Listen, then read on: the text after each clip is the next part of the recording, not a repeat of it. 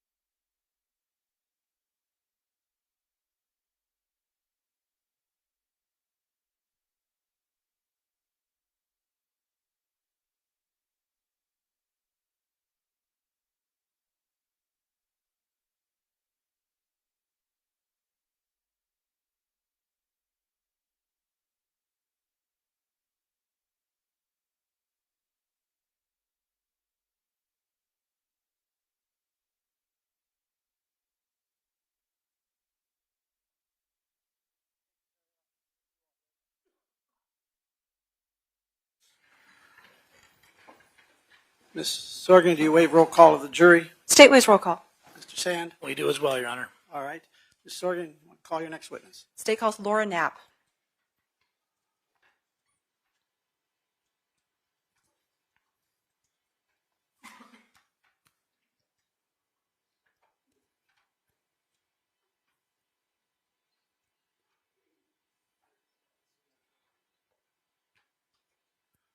Ms. Knapp, if you'll come up here, please, ma'am. Right up here, please, ma'am. Please raise your right hand.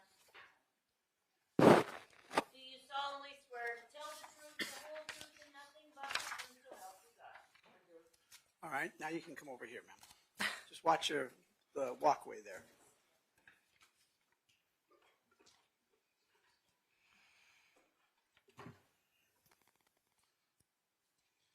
Once you're seated, just kind of adjust the microphone. You can pull it forward and pull it down so it's kind of aimed at your chin, please. There you go.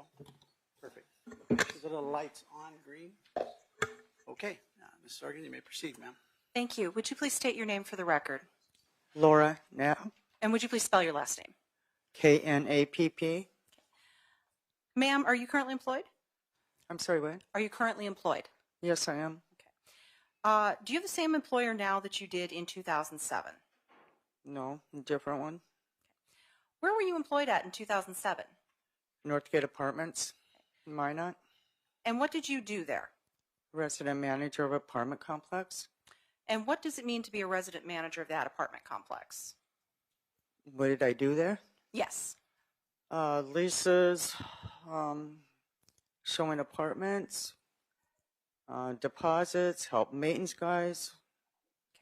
How long did you hold that position? 16 years. And what years were those? I'm sorry, what? What were the dates, the years for those? I still didn't catch that. You said you worked there for 16 years. What were Yes. the dates? Yeah, 16 years I worked there. Okay. Starting what year and ending what year? Probably about 1989, somewhere in there, until 2012. Okay. And what was the address of the Northgate Apartments?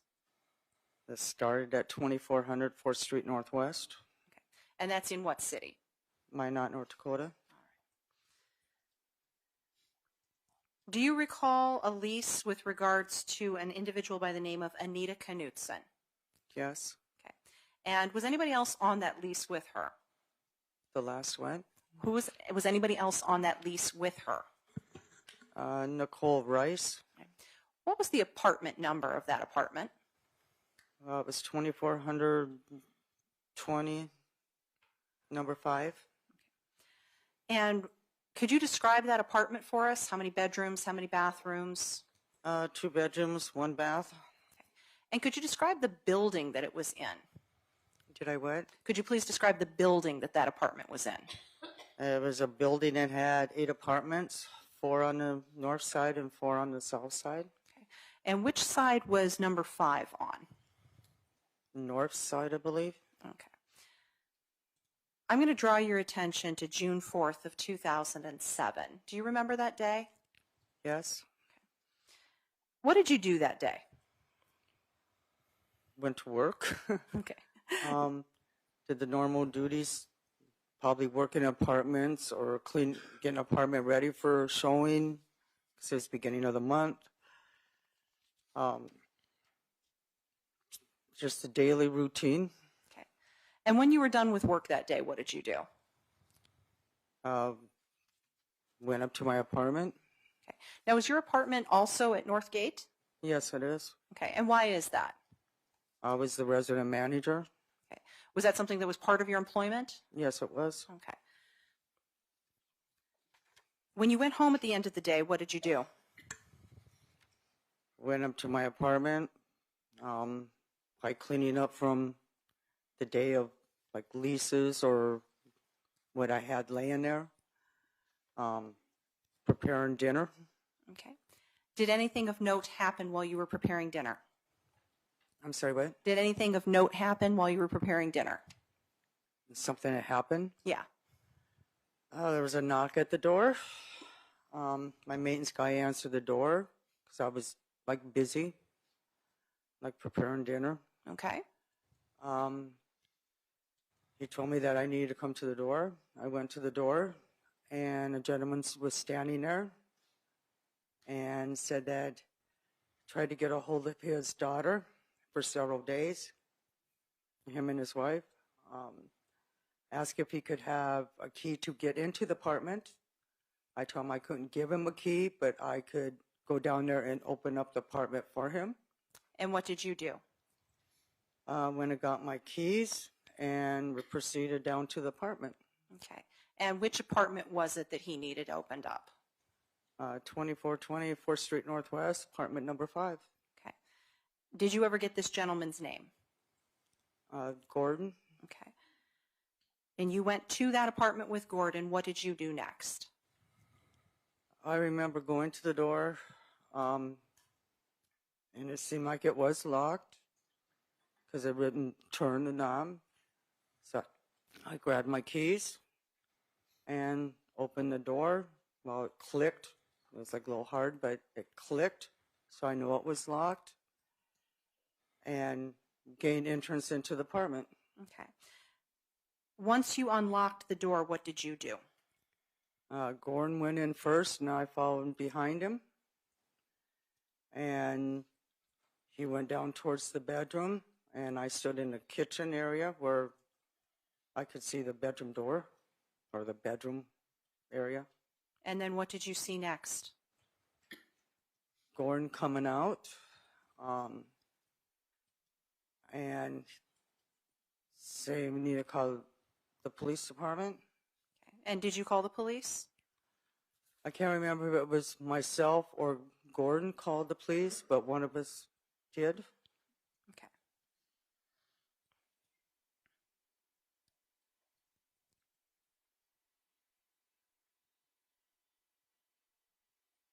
Now, you mentioned that your maintenance man answered your door to your apartment. Yes. Who is the maintenance man? Marty and Al. Okay. And why was Marty in your apartment? We lived together. Okay. You were romantically involved? Yes. Okay. For approximately how long? About 10 years. Now, you said Marty was the maintenance man. How long had he worked for Northgate Apartments as the maintenance man? Probably almost 2 years. And Marty lived with you, is that right? Yes. Okay. Was living in the apartment part of Marty's compensation package from the apartments like it was yours? Yeah, I guess basically probably. The owner knew he was living there. Okay. But the apartment was for the resident manager, is that right? Yes. Okay.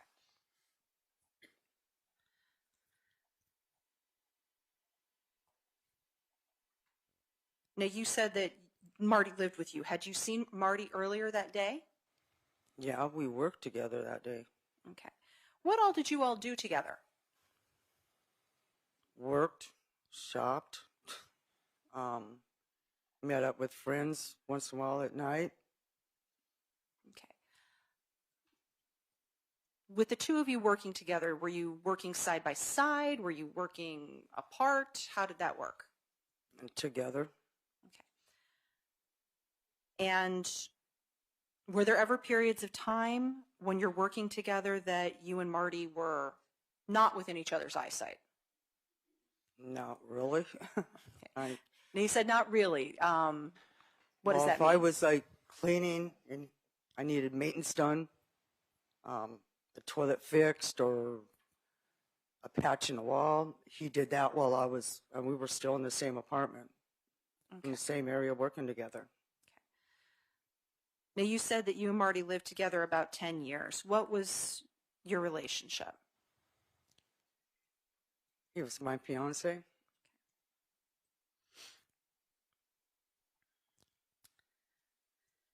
What were Marty's duties at Northgate Apartments?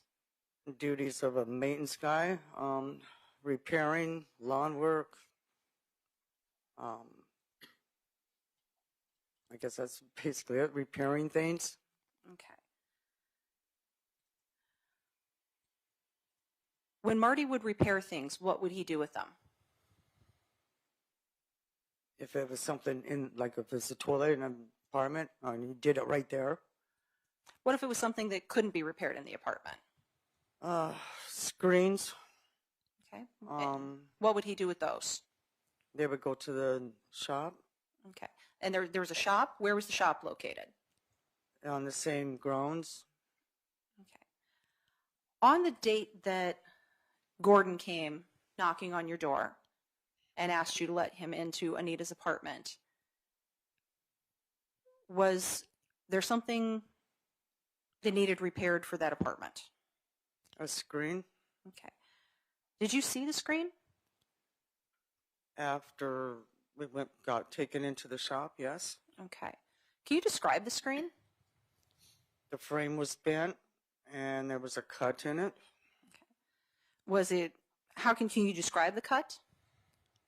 No, not really. I just know it was slashed. Okay. And it was in the shop, correct? Yes. All right. Who put it in the shop, to your knowledge? Maintenance guy, Marty. Okay. And do you know when it was placed in the shop? That morning when he walked through to, there's laundry rooms up there in between the units. And we would lock them up at night to prevent vandalism. And then they would get reopened up in the morning. Okay. Can you describe the kind of screens that were at the apartments at Northgate? No, the frames were probably like aluminum. They were easy to bend. Okay. Were these expensive screens or? No, probably what a general screen would just be in an apartment. Can you please describe the locks that were on the doors at the apartments at Northgate? Bolt locks. Okay. And what does that mean to you? You had to have a key to entrance and to leave the apartment to have it locked? So you couldn't just pull it shut behind you and it would lock? No. You had to have the key to do it. Were the locks changed in those apartments when people moved out? Yes. And what was the practice for doing that? It was Shooks that came up and changed them. Okay. And Or- Shooks is a lock company? Yeah. Okay. Shooks Locksmith. That's where we got our locks from. Okay. And what would they do with the old locks when they'd take them off the doors? We would keep them once in a while. If they were damaged, they went in the garbage. Okay. Were locks ever recycled on doors? Once in a while they were. Okay. And was there ever a record that was kept of what lock got recycled onto what new door? No. Can you describe the keys to those locks? What do you mean describe the key? What was the key like physically? It was probably about an inch wide on top. They were like heavy duty keys. Okay. Are these the kinds of keys that could be, well, let me ask a different question first off. How many keys were given out to apartment number 5 when Anita Knutson and Nichole Thomas were living in that apartment? 2. Okay. And why is that? That's for how many tenants are in that apartment. That's how many keys are issued out. What was the policy with regards to copying of keys? You couldn't. Okay. It wasn't allowed? No. All right. Was it possible to copy keys? No. Okay. And why is that? Because they were from the locksmith, and you had to have permission to have them made. And there was only a certain amount of people that could get those keys made. Okay. In that time frame at 2007, is that right? Yes. Okay. And could somebody just take that key to Shook's Locks and get that made without you knowing about it? No. Objection, Your Honor, calls for No. speculation. Overruled. Okay, you can answer that. I'm sorry, what? You could answer the question. No, there was only certain people on the list that could get those keys made. Okay. And who were those people? Myself and the owner, I know for sure. Okay. And was a record kept if copies of those keys were requested? I'm sorry, what? Was there a record kept if copies of keys for an apartment were requested? No. Okay. Are you aware of whether or not keys were made for number 5, copies of keys? I don't think so. Okay. You never handled any request for a copy. Is that fair No. to say? Oh, no. Okay. I misunderstood your question. Oh, that's okay. It's okay. If you don't understand me, just tell me, okay? All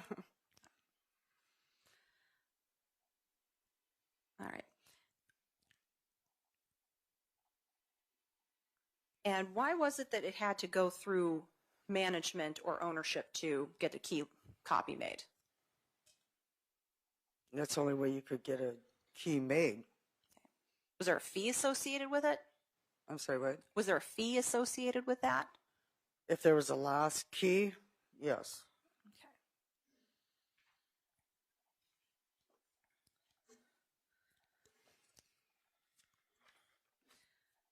Now you said that Marty would do a walkthrough of the apartment complex. Is that right? Yes. Okay. How often did he do that? Well, it's ever who wasn't busy or whatever. We did it in the morning, and we did it about 10 o'clock every night, Okay. About what time in the morning? between 7 and 8.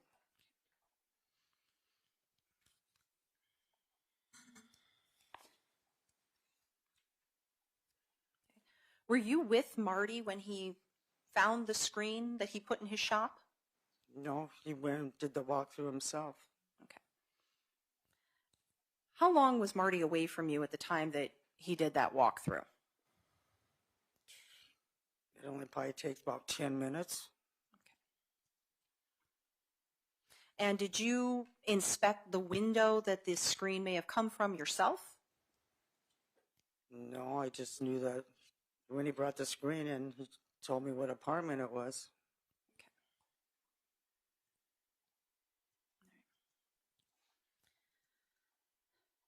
Now, Marty is no longer employed with Northgate, is that right? No. When did Marty's employment there end? New Year's Day on 2009. That's pretty specific. Why do you know that? It's when he committed suicide. What was going on in Marty's life at that time?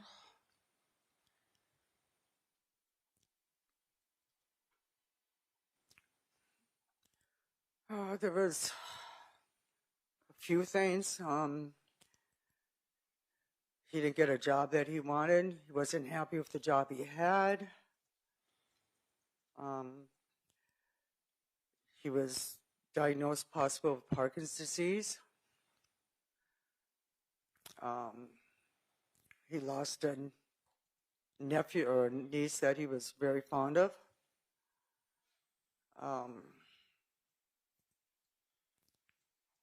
I guess basically his family that was here moved away. Was there anything going on in your relationship? I thought everything was good.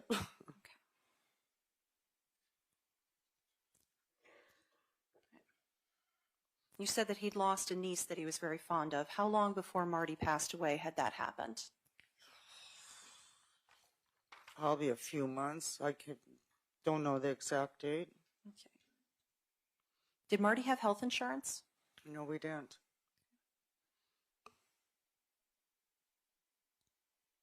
And you said his family moved away. Where'd they move to? His mother moved to Animus to be closer to her sisters because they were all getting up in age. And he had a sister that moved to Minneapolis. Okay. Was Marty close to his family? Yes. What were holidays like for Marty's family? Well, I guess we always spent Thanksgiving and Christmas, those two main ones, all together as a family. And so Thanksgiving and Christmas of 2008, which would have been the holidays just before Marty's suicide, Yes. did you spend those with Marty's family? No.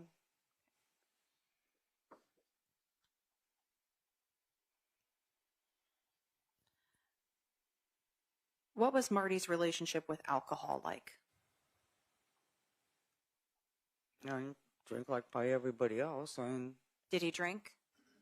yeah, I'm like after work or whatever, or like on a Friday, we'll go have a few drinks. Okay. And what did you notice of his drinking in the time period leading up to when he committed suicide? I didn't really see no difference.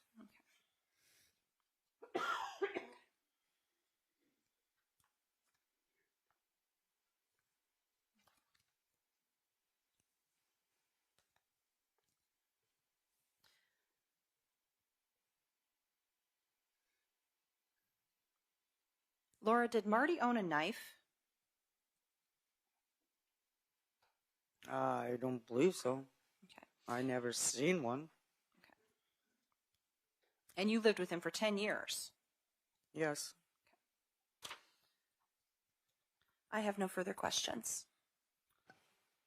Mr. Sand? Thank you, Your Honor. Questions?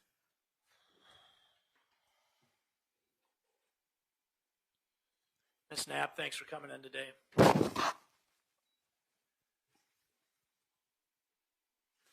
So just to clear a couple things up, you said you had been working at these apartments for 16 years, but then you said 1989 to 2012. I just want to make sure I got that right. I'm estimating, I'm not sure. Oh, wait, no, I worked there longer than that. Okay. That would be 23 years by my math, but Yeah, I was going to say, all I know was 16 years. okay, but so we're not sure of the dates. Well, not when I started, but when I left there, yes. So 2012 is when you left. Yes. Okay. When did you start dating Marty? I don't know the exact year. Can you give me a ballpark?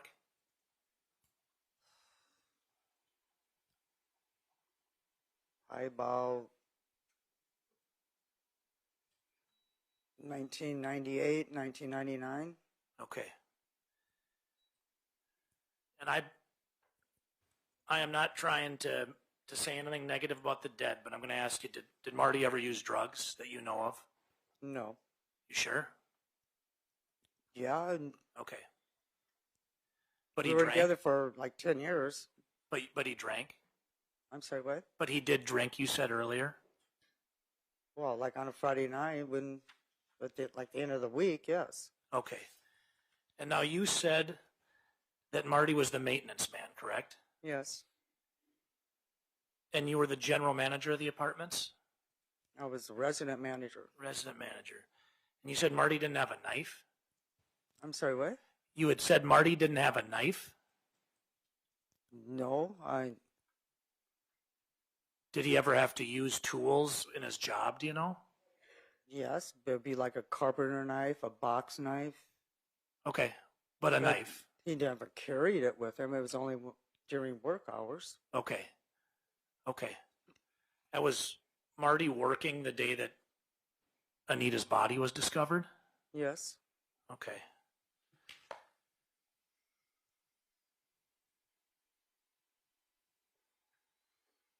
Did you talk to Marty at all about what happened to Anita? No, You guys didn't discuss it? no. I just bought the screen that needed to be repaired or whatever. No, we didn't discuss Anita's body or nothing like that. So after you went in to the apartment with Mr. Knutson and Marty and you found Anita's dead body, you guys didn't discuss that at all? There was no talk about it? No. Okay. Now, the state's attorney had asked you about this screen that had been slashed, correct? Yes. When's the first time you saw that screen? That morning when I was in the shop. You were in the shop with Marty? Yes. Okay. Where was the screen? In the shop?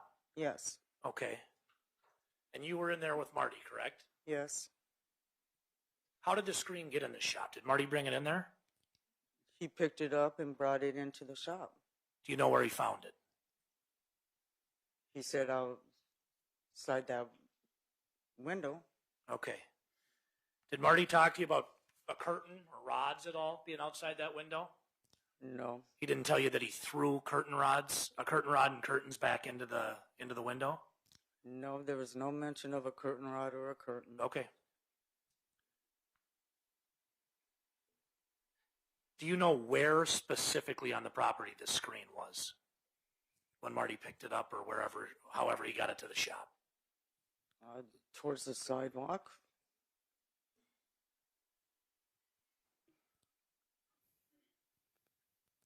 Do you remember talking to police officers at all? Well, like up at the apartments? Yeah, after Anita's death. Were you interviewed by police?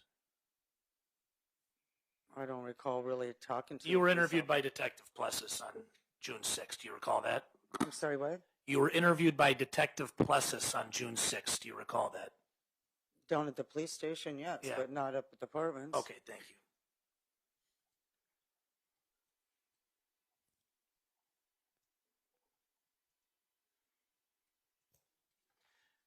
Do you recall Detective Plessis discussing the lock with you? I'm sorry, what? Do you recall Detective Plessis discussing the lock with you? I apologize if you're having trouble here. No, I don't. No? If I showed you a transcript of the interview you had with Detective Plessis, might that help you refresh your recollection? Could? Okay.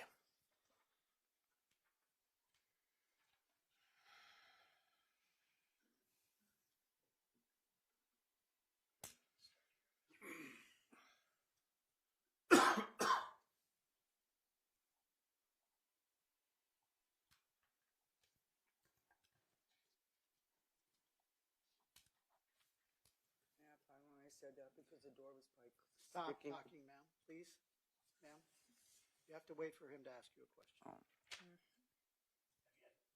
you had a chance to read through that, to review it?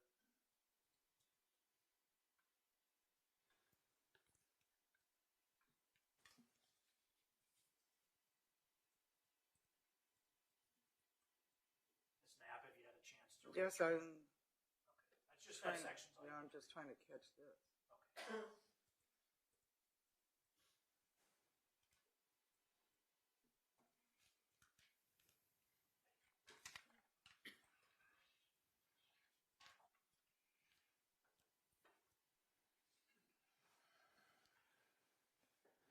Now, Ms. Knapp, after reviewing that, do you recall what you said to Mr. Plessis when he asked you if the door was locked for sure?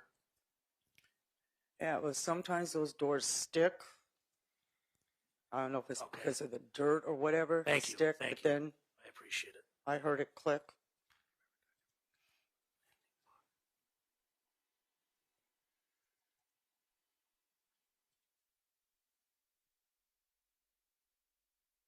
Do you remember calling Detective Goodman about a tip from the landing bar? What?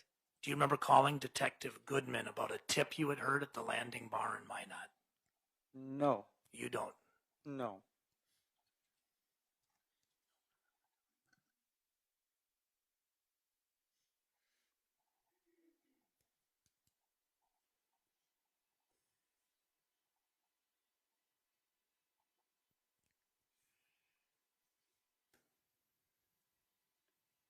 Those are the only questions I have, Your Honor. Thank you. Thank you, Ms. Knapp. Ms. Sorgan, do you have any redirect, ma'am?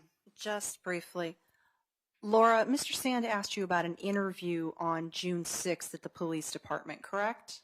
Yes. Okay.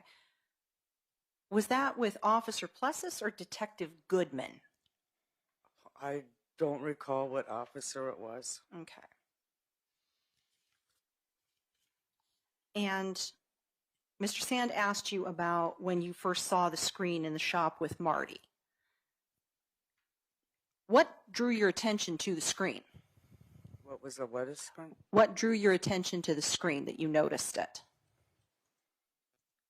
He showed it to me Marty pointed it out to you? in the shop, yeah. Okay. He says, I put the screen over here. Okay. And Mr. Sand asked you about the statement that you had made about sometimes the door sticks, but you had some additional information to add on that, correct? Yes. And what is that? Once in a while, the doors do stick because of the wind blowing in with debris, dirt, dust. But after you work it a bit, it'll click, then you know it's unlocked. Okay. Now, to clarify, did you try the door without putting a key in it first on June 4th? Yes. And you were aware that the doors sometimes stick. Did you take that into account when you tried to open it? Objection, Your Honor, leading. Sustained. Okay. How much effort did you put in before you started using a key? I'm sorry, what? How much effort did you put into opening the door before you started using a key? I turned the knob, whatever, and they didn't want to. That's how I knew it was locked. I put the key in, jiggled it a little bit, and then it clicked. And then I turned the knob, and the door opened. Okay. What did you hear when you used the key? The click, Okay. And what did that mean to you? the door was unlocked. The door was unlocked once you had used the key. After I used the key, yes. Okay. Thank you. I have nothing further. Mr. Sand? Just briefly, Your Honor. So the state just asked you about you seeing the screen, correct? Yeah. Okay. I'm going to show you what's marked as Defense Exhibit 1.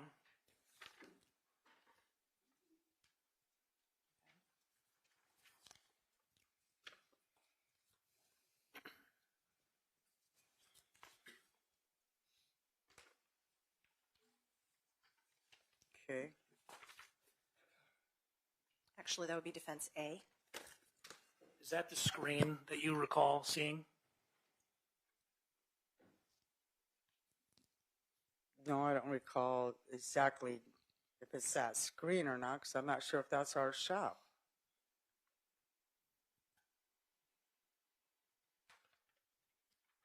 I'm going to show this to you one more time, Ms. Knapp. Take a good look at it. Does that look like your shop and the screen that was in it? I don't recall how the shop was really set up. I don't know if that was in our shop. So do you remember the screen?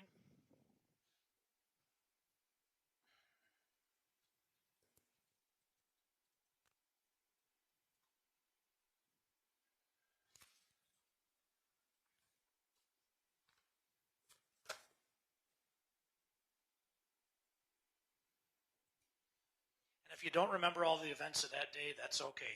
But does that look like the screen in the shop that you saw with Marty that morning? If we're going to talk about this exhibit, it should be offered, Mr. Sand. I am offering it, Your Honor. Permission Are of we voir dire the leaving it witness one with. or A? Should be A. I have it marked as one, but I can mark it as A, if Your Honor, if that's It'll what be we're doing. Defendant's Exhibit A. Ms. Sorgan, is there any objection?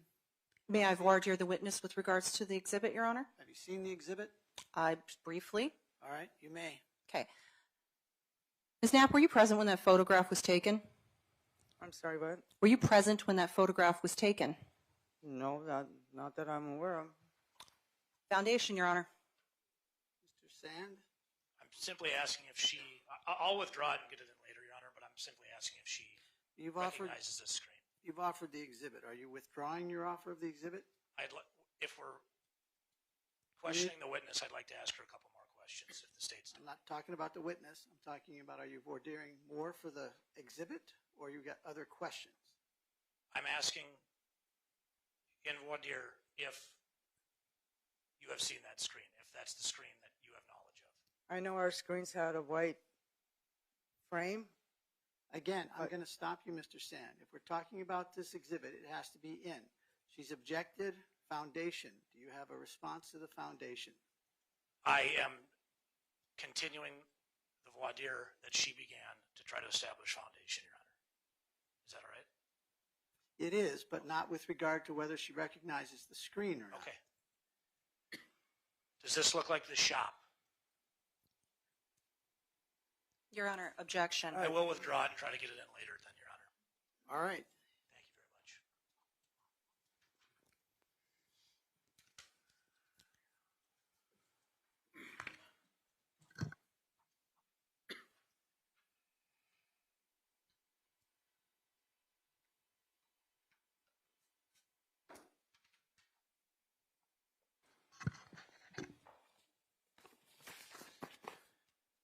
Ms. Knapp, you recall looking at the screen you said earlier. Yes, I glanced over at it, yes. Okay. What do you recall that it looked like? The frame was bent and there was a slash in it. Okay. Do you remember what the slash looked like? No, I just know it was cut. Okay. Do you know if it was cut more than once? Objection, asked and answered. She doesn't remember. I didn't ask. Overruled, Oh. not asked and answered. Sorry, Your Honor. You can answer it, ma'am. Do you know if it was cut more than once? I don't recall that, if it was or not. Okay. Now I'm going to move back to Marty.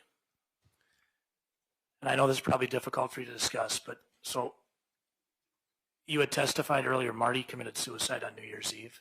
Objection, beyond scope of redirect. Mr. Sand? I'll withdraw, Your Honor.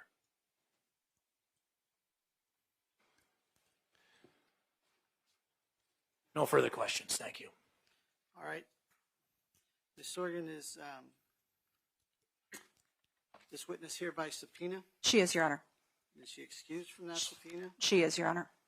Any objections, Mr. Sand? Yeah, we would like to keep her under the state subpoena, Your Honor. The state is releasing her from her subpoena. You want to keep her under your subpoena? We do not have a subpoena on her right now. Then she's free to come and go. Thank you, Your Honor. You may come and go as you please, ma'am. Thank you. Thank you.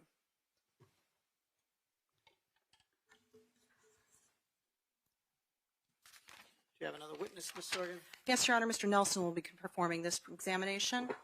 State calls Dale Plessis. All right. I'll go get him. Thank you.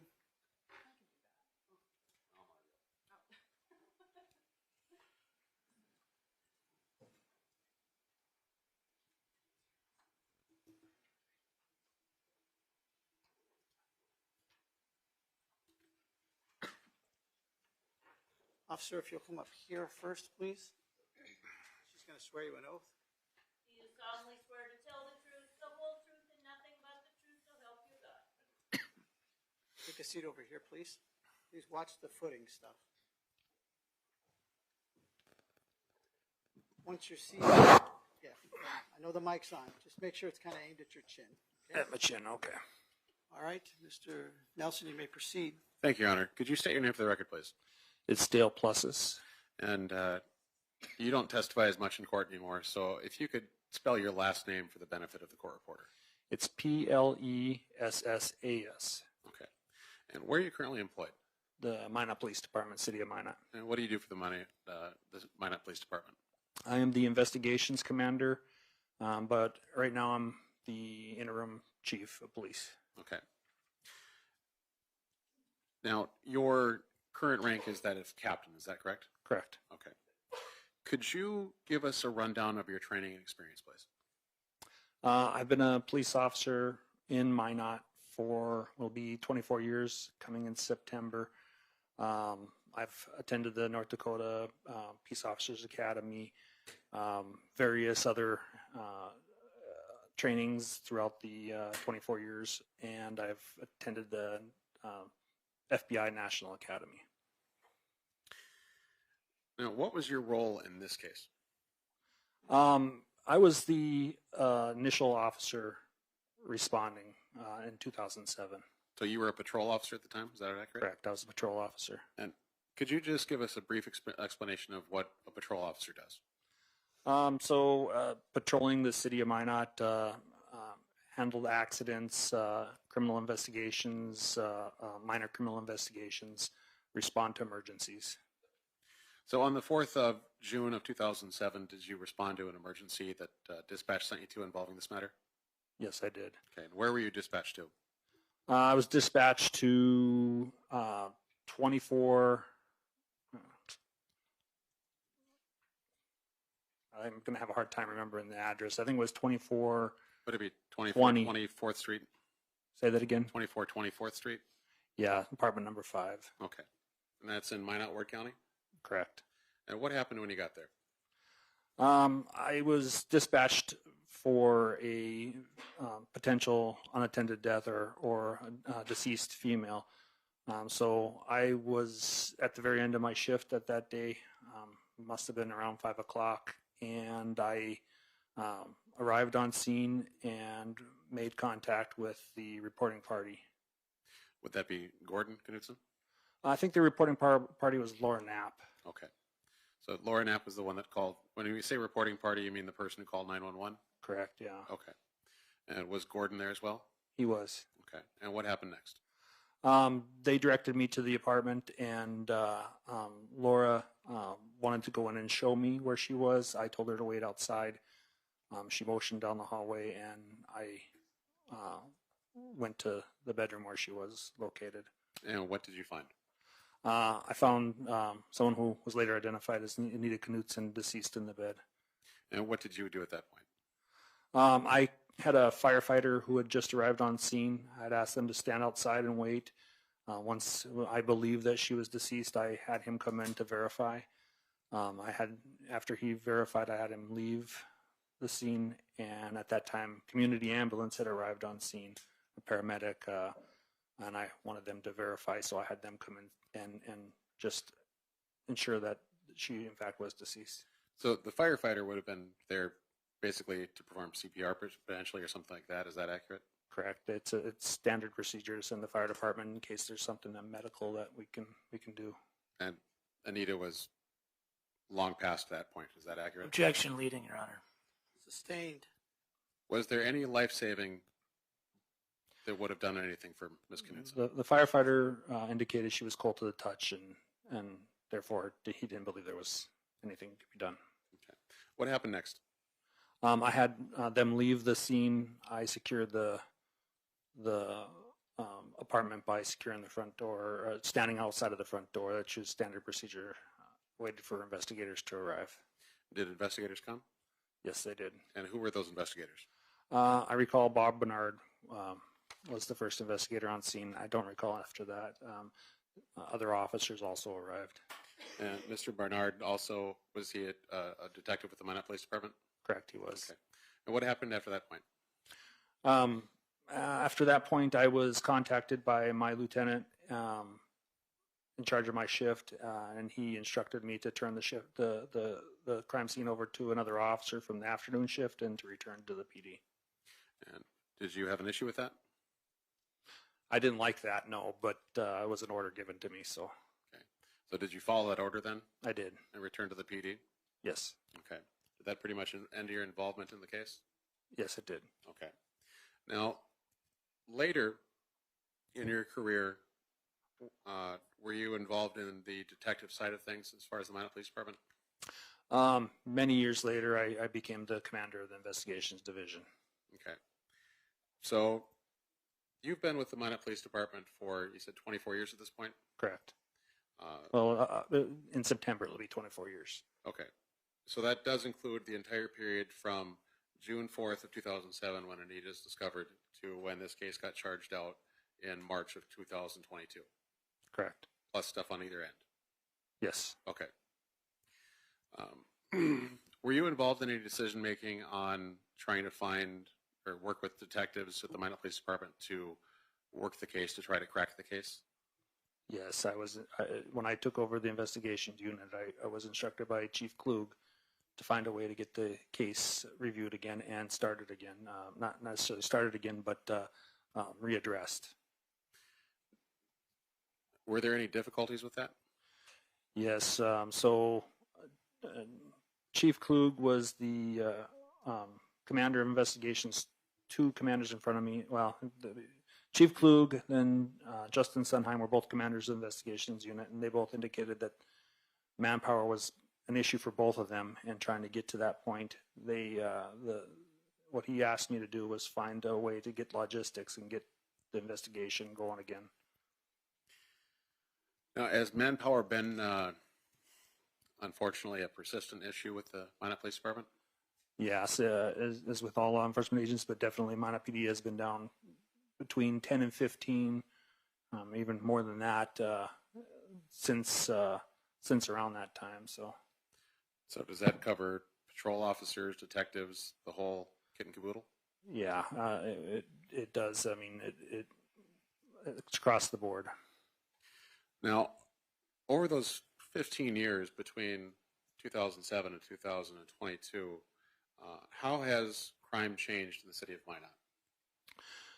There was a couple of things that really impacted the crime in Minot. The flood being one of them, and the oil boom in western North Dakota being another. And so crime has increased. We're seeing a lot more violent crime than we ever have prior to that. So as a result of that, are detectives and other law enforcement officers in the Minot police community stretched a little thinner? Yeah, I would say yes. Were you involved in the decision to reach out to potentially podcasters or syndicated television shows, that sort of thing? We never reached out to them. They reached out to us. That's what I meant. So they reached out to the Minot Police Department, and you had to make a decision on whether or not you were going to cooperate. Is that accurate? Correct. Okay. And what was that decision? Well, Cold Justice reached out to us and indicated that they had some things that they could provide us that were attractive to us. Logistics was a major one. DNA experts, forensic experts, and cold case investigator assistants. So we reviewed all that, made a decision that with their logistics, we would be able to move forward with this investigation a lot smoother than on our own. So was that due to the logistical support that the decision was made to utilize them? That was the major component, and is logistics. Did their help make it easier for the Minot Police Department to do the work necessary for this case? It allowed us to move a lot quicker, so yes.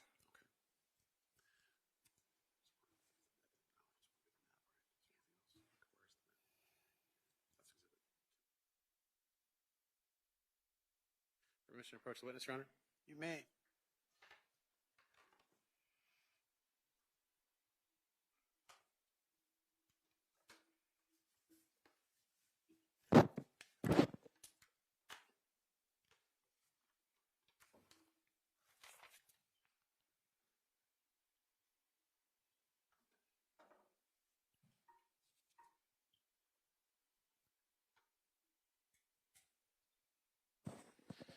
It's a slightly different one than we have back home. I'm handing you 2 items. If you could take a look at those and let me know if you recognize those.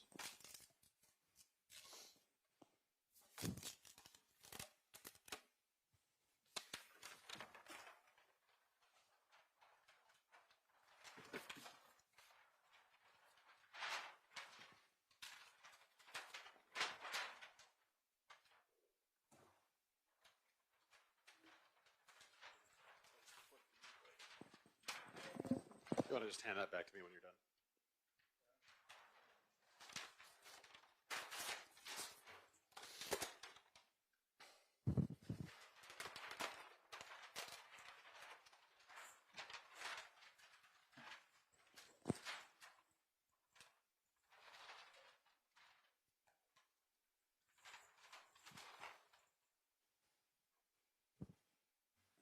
Yes, I do. And Yes, what, I do recognize those. And what are these documents? They're maps. One's a map of the city of Minot with the full city limits, and another one is a zoomed-in portion of the city of Minot.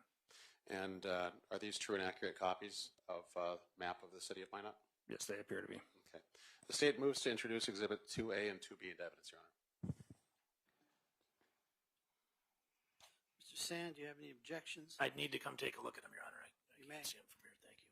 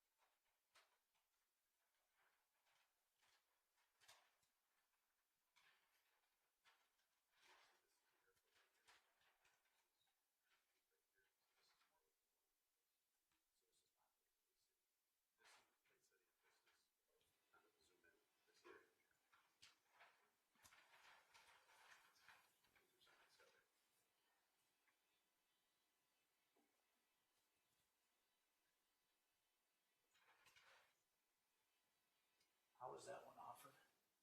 2A and 2B. Your Honor, if I could ask, I know there's 2 maps up there. One was offered as a map of the city of Minot. Was the other one offered as a second map of the city of Minot? It was offered as a blow-up portion of Map A. No objection. Plaintiff's Exhibits 2A and 2B will be received without objection.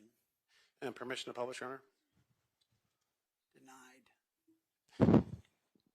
I'm not going to let you pass those 2 sacks. Oh, no, Your Honor. We've got an easel right here, and we've got clips to just show where places are in Minot. We're not going to pass it down the line. Then you can. Thank you, Your Honor.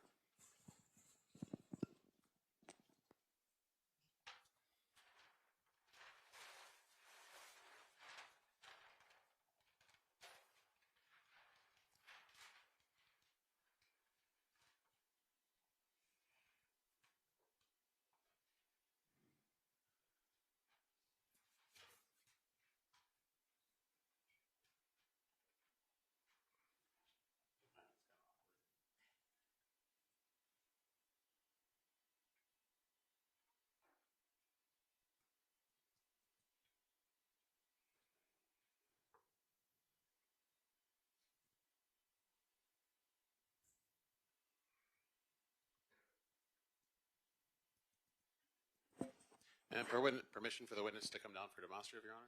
You'll need a microphone. I'll sit at the desk and you can use this one. You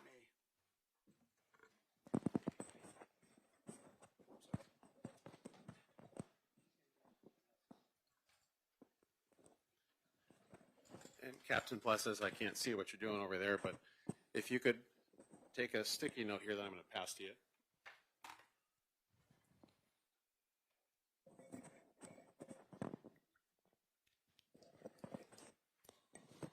And use that to indicate the location of 2420 4th Street Northwest in Minot, Ward County. Which exhibit is he on? That's 2A.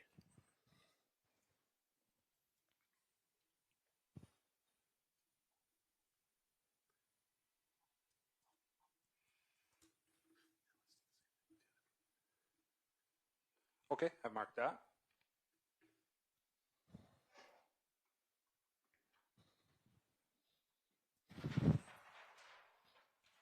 Put my glasses on.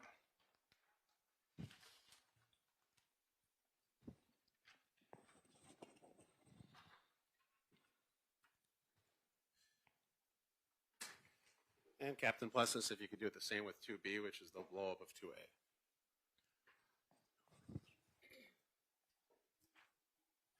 And I have no further questions at the time.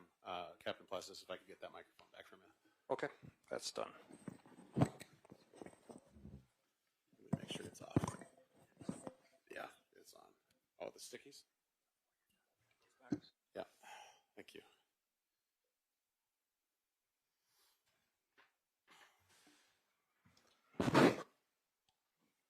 Mr. Sand, do you have any questions for Captain Plessis? I do, Your Honor. You may proceed. Captain Plessis, the state discussed with you MPD's numbers being down in terms of officers, correct? Correct. And you had said that you guys, all law enforcement has struggled, but you have struggled more, right? I would say, I can't say more, but we are definitely struggling, yes. What reasons do you think that's for? There are multiple reasons. The police in general are struggling because of the perception of law enforcement, I guess. There's multiple reasons why we're down. Did your officers. police chief just step down? Yes, he did. Okay, do you know why?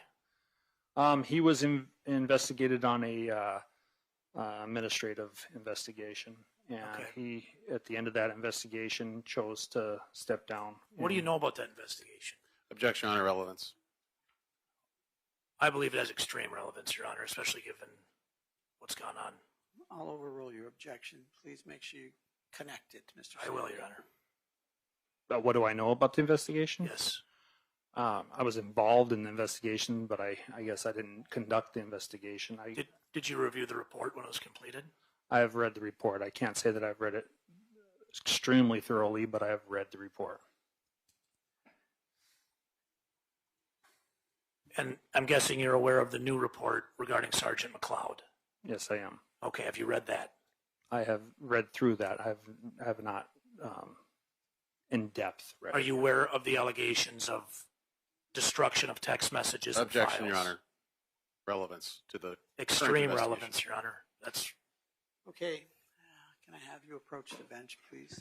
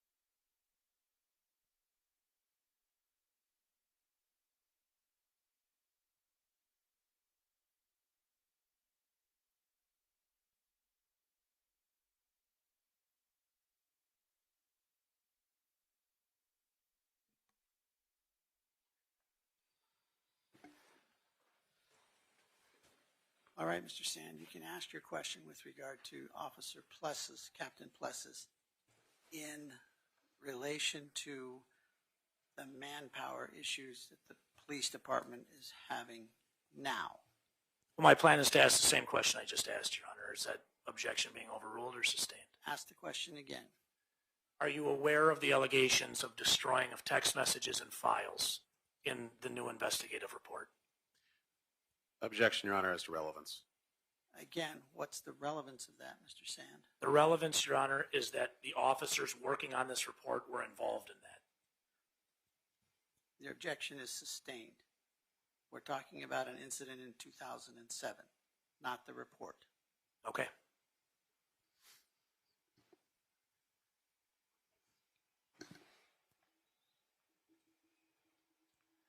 In 2007, do you recall if MPD had manpower issues? I don't recall what they were at that time, no. Okay. What was your rank in 2007? I was a senior officer. Were you the first officer on scene? Yes, I was. Okay.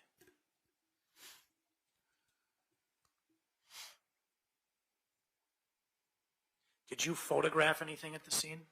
No, I did not. Did you observe anything at the scene? I observed things at the scene. Okay.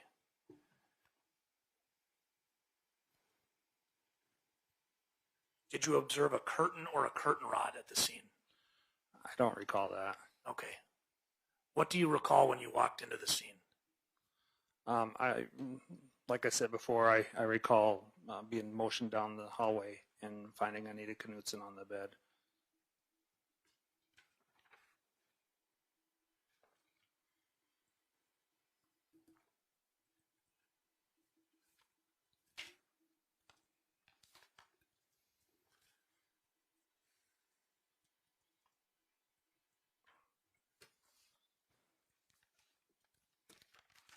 Do you recall any involvement with Officer Klug in 2007 on this case? I do not. Do you remember him being involved in the case? I do not. Okay.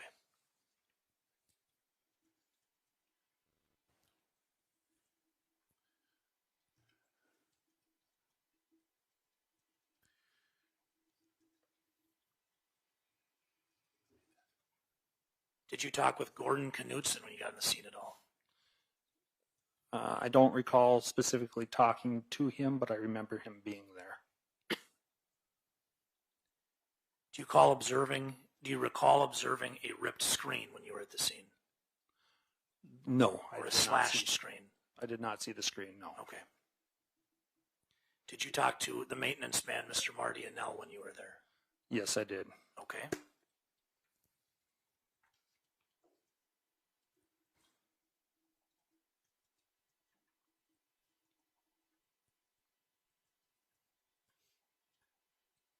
What time did you leave the scene? I'm not sure that I notated that. I was not on the scene for a long time. Approximately how long? I know it was a long time. I would guess, and this is 17 years ago, but my guess would be maybe an hour at most. Okay. What officers were there while you were there? Shane Haug, Chuck LeBoy, Sergeant Haug, Larry Haug, and Bob Bernard. Those are the officers I can recall. Okay.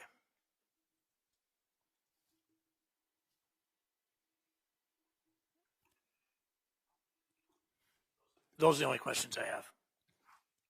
Mr. Nelson, do you have any redirect? No redirect, Your Honor. Is this officer here by subpoena? Yes, Your Honor. Is he excused? He is excused, Your Honor.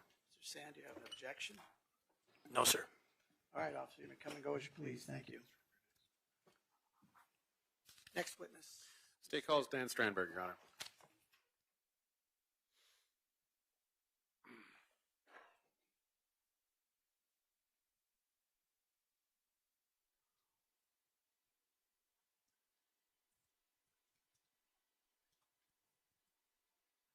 I'll have you come up here, officer.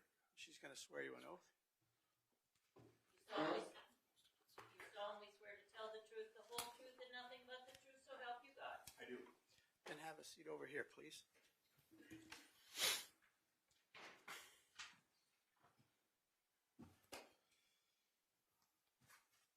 Once you're seated, just try to adjust the mic so it's aimed at your chin. And we'll start with the states, and then we'll go to the defense. Mr. Nelson, you may proceed. Thank you, Your Honor. Could you state your name for the record, please? Dan Strandberg. And like with the last gentleman that testified, we haven't had you testify for a while. So if you could spell your last name for the court, please. Strandberg. Okay. And are you currently employed, Mr. Sandberg? I am not. Okay. Were you formerly employed? I was. Could you give us a brief rundown of your work history? Almost 30 years at the Minot Police Department.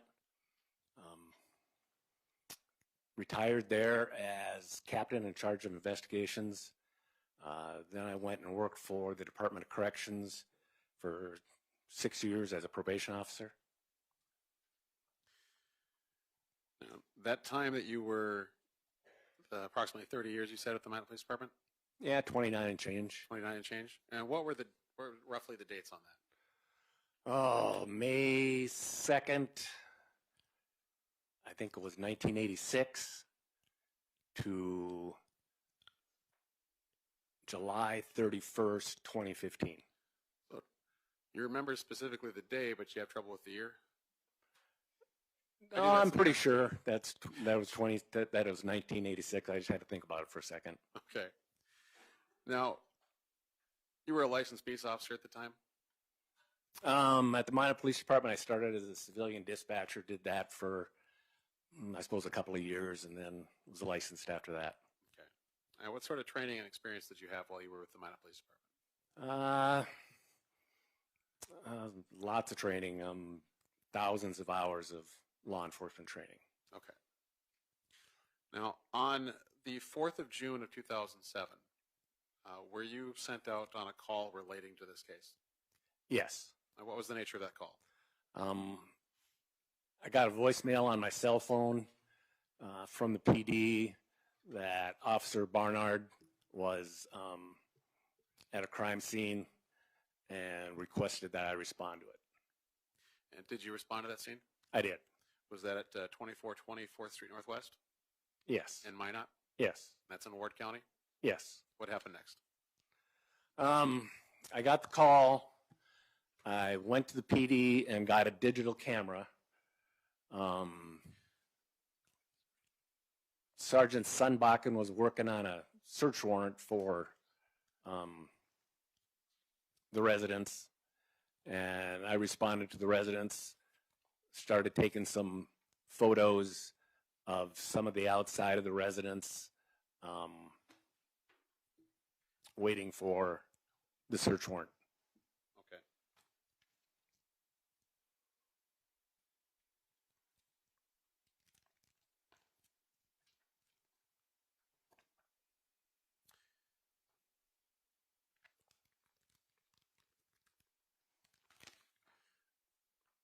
Showing opposing counsel what's been marked as States Exhibit 3A through F and 4A through 4D.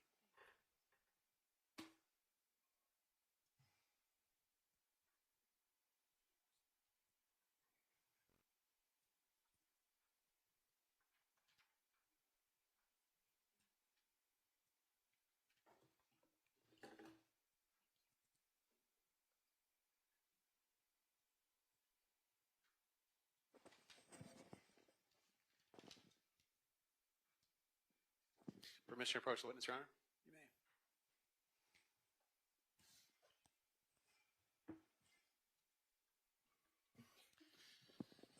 I've handed you a stack of documents there.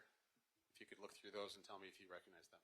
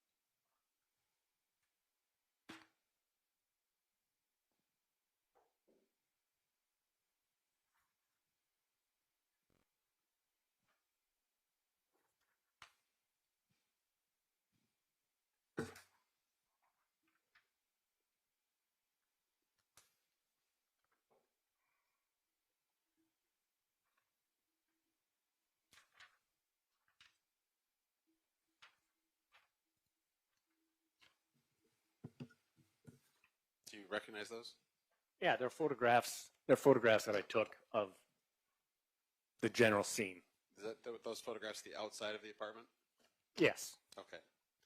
And are these true and accurate copies of the photographs that you took? Yes. State moves to introduce these exhibits into evidence, Your Honor. And it consists of 6 under 3 and 4 under the 4. 10 exhibits. That's correct, Your Honor. All right. Mr. Sand, do you have No any objection, objections? Your Honor. All right. States exhibits 3A through 3F and 4A through 4D are received without objection. Now, what happened next? You said you were talking about the search warrant. The search warrant got signed, and we entered the apartment.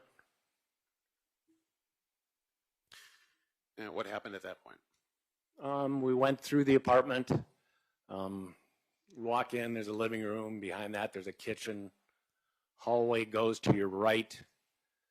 As you go down the hallway, you're going to the west. There's a bathroom on your left. There's a bedroom straight ahead and a bedroom at the end of the hallway on the right. Okay. Now, did you take photographs within the apartment as well as the photographs you took outside the apartment? Yes. Okay.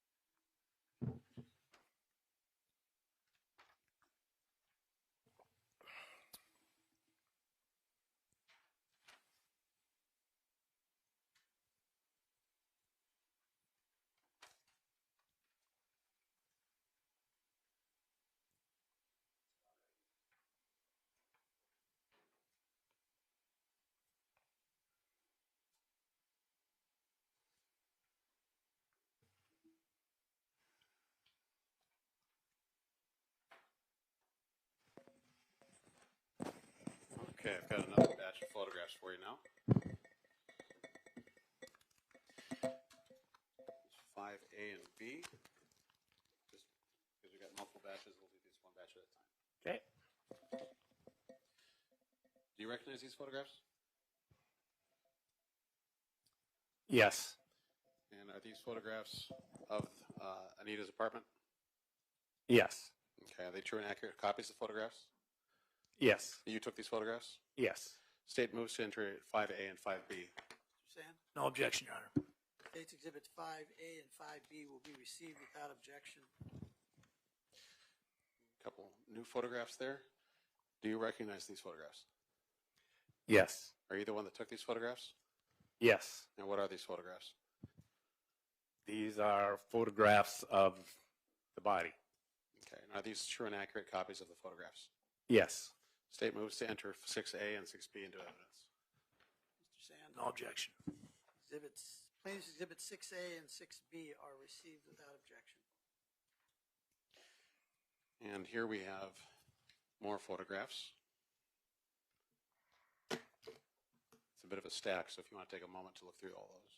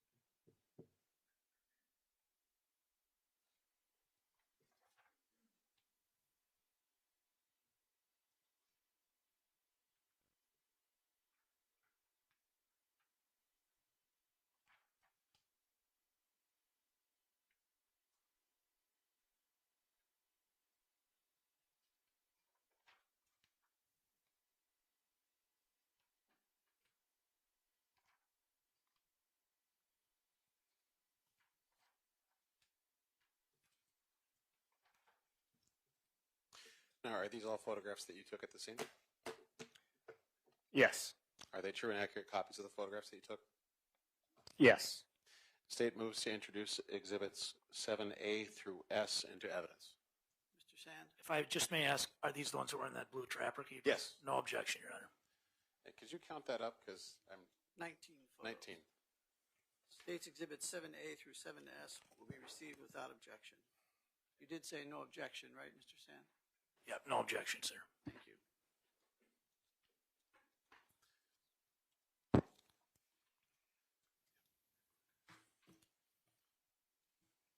So what happened next?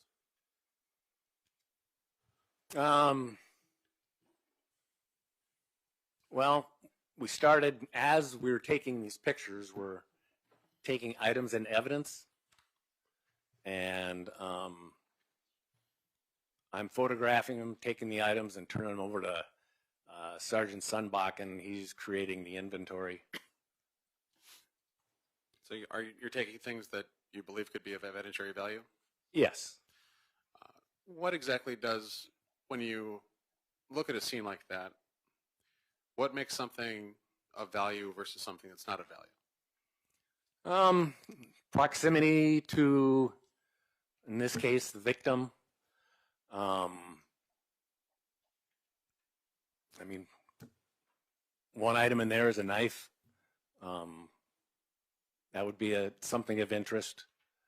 Anything that the victim or suspect or other people may have had, I'll call it contact with.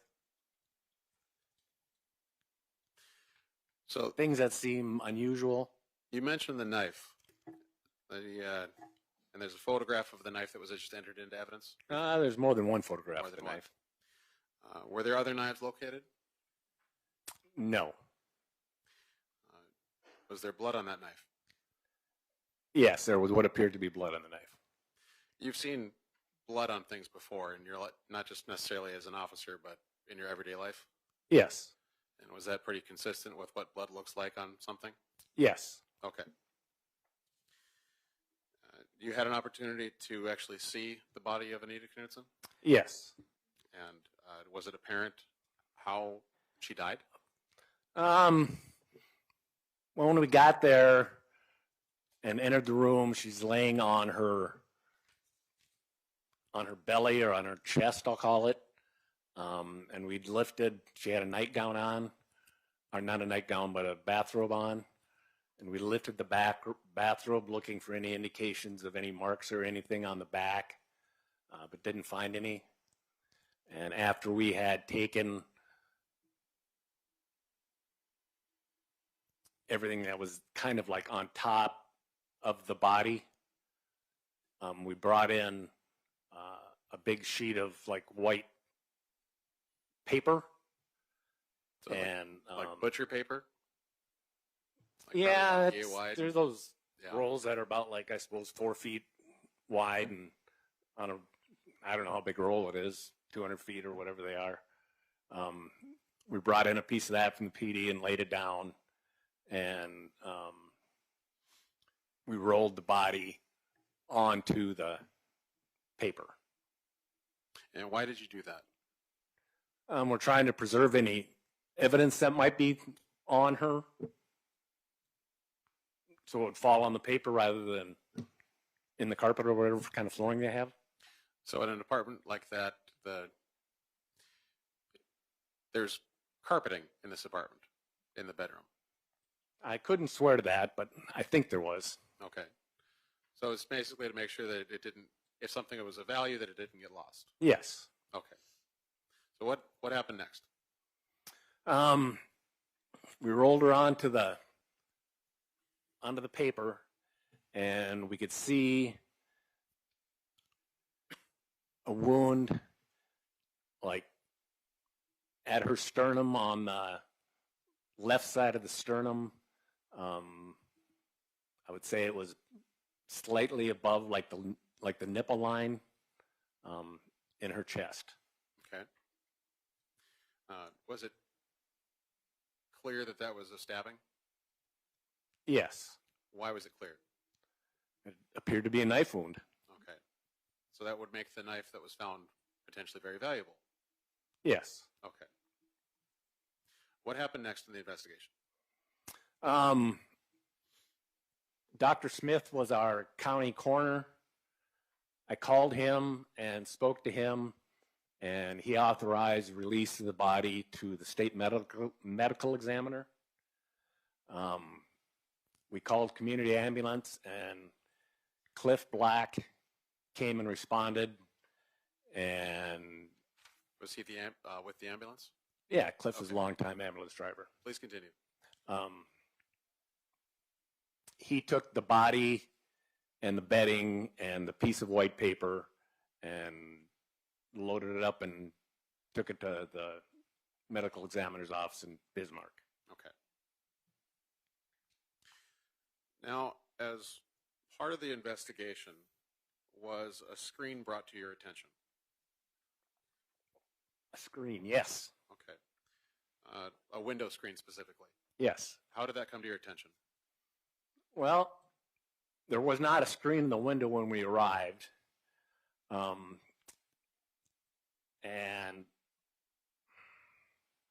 Would you have expected a screen to be there? yes. Okay.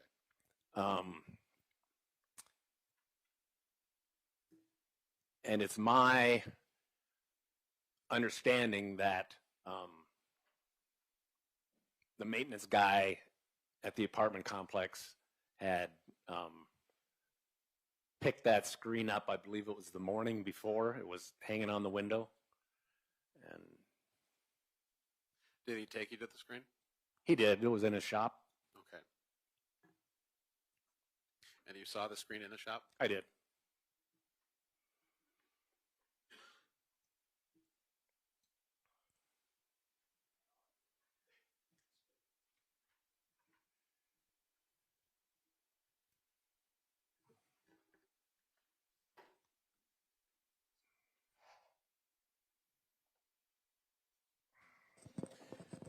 Showing you as it's marked as states 8A and 8B. Do you recognize those photos?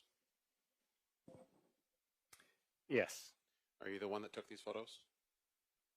Yes. Are they true and accurate copies of those photos? Yes. State moves to enter 8A and 8B into evidence. No objection.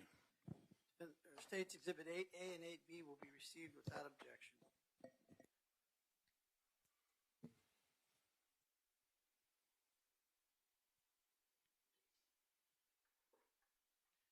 What did you do next with your involvement in the case? Um, Well, let me back up a bit. Did you take we're that going to have screen? to back up a little bit because, Did you take that screen into evidence? yes. Okay. And why is that? Well, it appeared to be possibly a point of entry or exit. The screen was cut. It was damaged. It was bent. Now, at this point in an investigation, and we're talking about more investigations broadly, not necessarily this one, do you have all the answers in the case? No. So you're collecting that because you think it might be valuable, not necessarily because it is valuable. Yes. Okay. So now we've got that established. What happened next in your involvement in the investigation? Well, we're kind of jumping around here because the pictures of the screen and some of the pictures of the outside were taken like Tuesday morning on the 5th. And going back to the 4th when we were processing the scene, and Black came and got the body. We continued to process the scene and take things that we thought would be of evidentiary value. Go ahead. No, you said some of those pictures were taken the next day, Yes. but they still are a fair, accurate representation of what, say, the outside of the building would look like and things of that nature. Yes. Okay, please continue. After we kind of cleared the scene, but had patrol keep the scene secure, and we left for the night, and started again the next day. And that's where some of these pictures were taken, were the next day. So what happened next in the investigation at that point? I know that we photographed some footprints that were outside the window. I at least attempted to make a cast of those footprints, sprayed fixer on them and poured plaster of Paris in them. And we did come up with something anyway. Were you able to figure out whose footprints those were? Yeah, from looking at the photographs, and we compared the maintenance guy's shoes, and it was not his. And at one point, I had Mr. Knutson bring his shoes in. You're talking Gordon Knutson? Yes, bring his shoes in, and they matched his shoes, and he had been standing there at one point. So he was standing right outside the window? That's my understanding. Okay. Now please continue.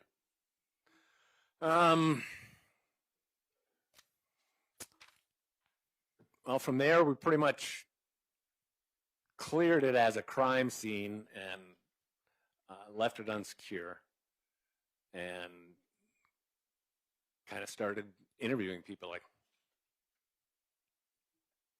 who did you interview? Lots of people. Michael Van was one of the early people. Who was that? Michael Van was a local guy, I suppose, early 20s. He knew Anita. He would have been the last person who had contact with Anita's phone anyway. There was text conversations going into like about 4 or 5 o'clock in the morning into Sunday. Sunday the 3rd. Sunday the 3rd. Okay. So the 3rd of June. Yes. Okay. Please continue.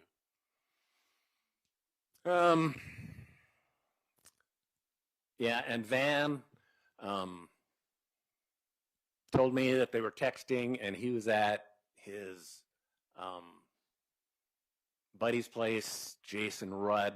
It sounded like there's a party going on there.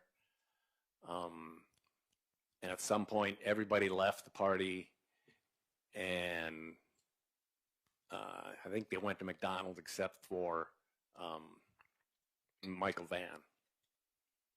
Did you look into Michael Van as a suspect? Yes. And what was the result of the investigation into Michael Van? He denied any involvement.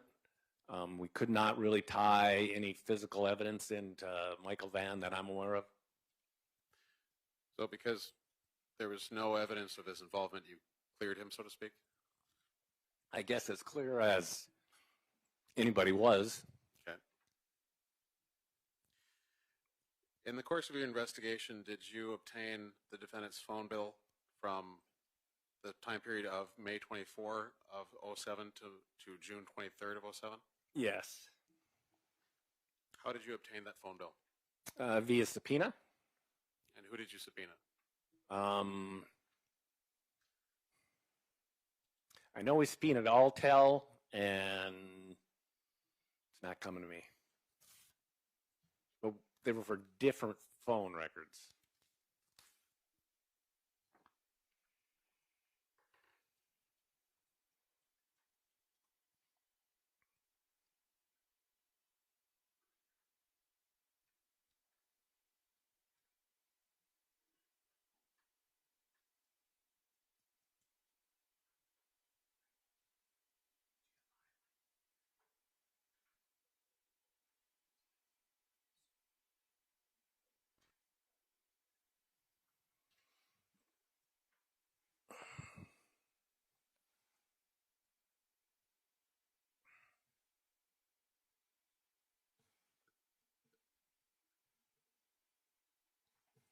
Do you recognize that document? Yes. And what is that document? That is phone statement from Alltel for Ms. Rice's phone. Okay. Now, there are some alterations to that bill, are there not? There's a photocopy of a posted note on the front page, and there's some highlighting. There is. Other than that, are there any alterations to the information inside? Not that I can see. Okay. And the post-it note of the photocopy of the post-it note on the front, does it appear to obscure anything, any information behind that?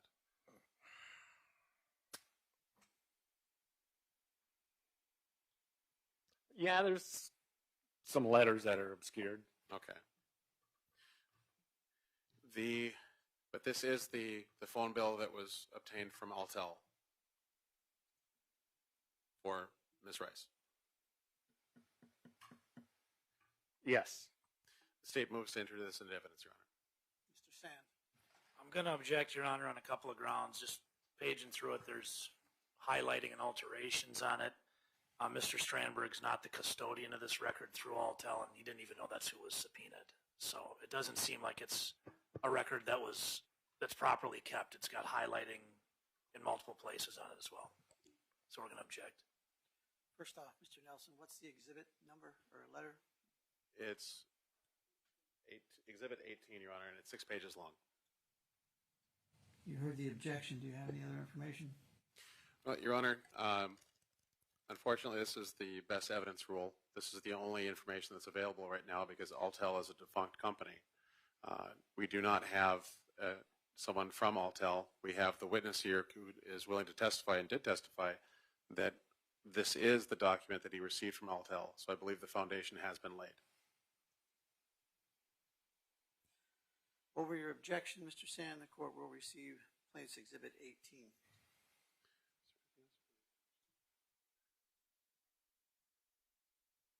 No further questions, Your Honor. Mr. Sand, do you have any cross-examination? I do, sir. Thank you. So you go by Mr. Strandberg now, is that correct? Used to be Lieutenant Strandberg? Yes, I do. Okay, thank you. Now you took photographs at the scene. Yes, You photographed a knife. I did. Do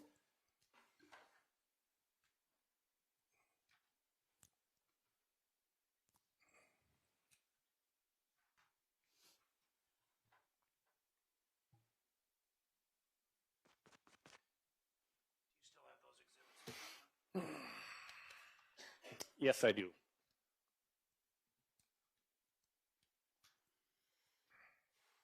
I'm trying to keep them separate, the exhibits.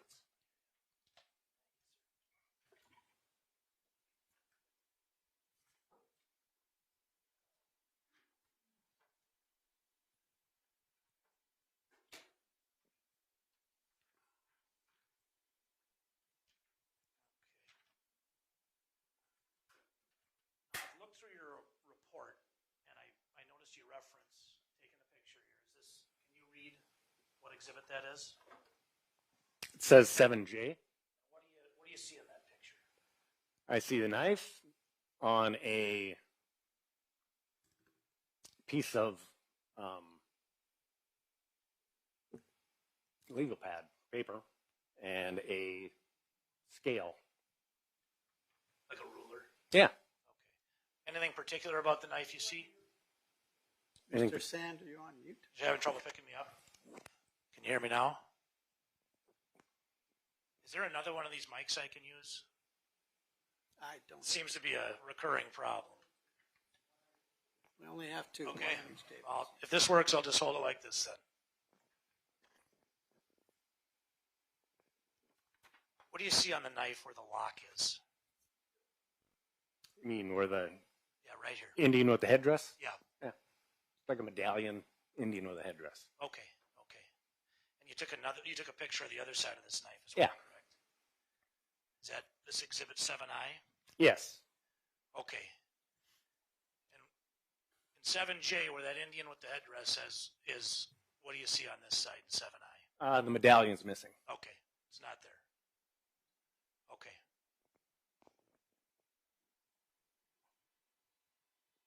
take any other photographs this night that you recall? There should On be the bed some here? on the bed.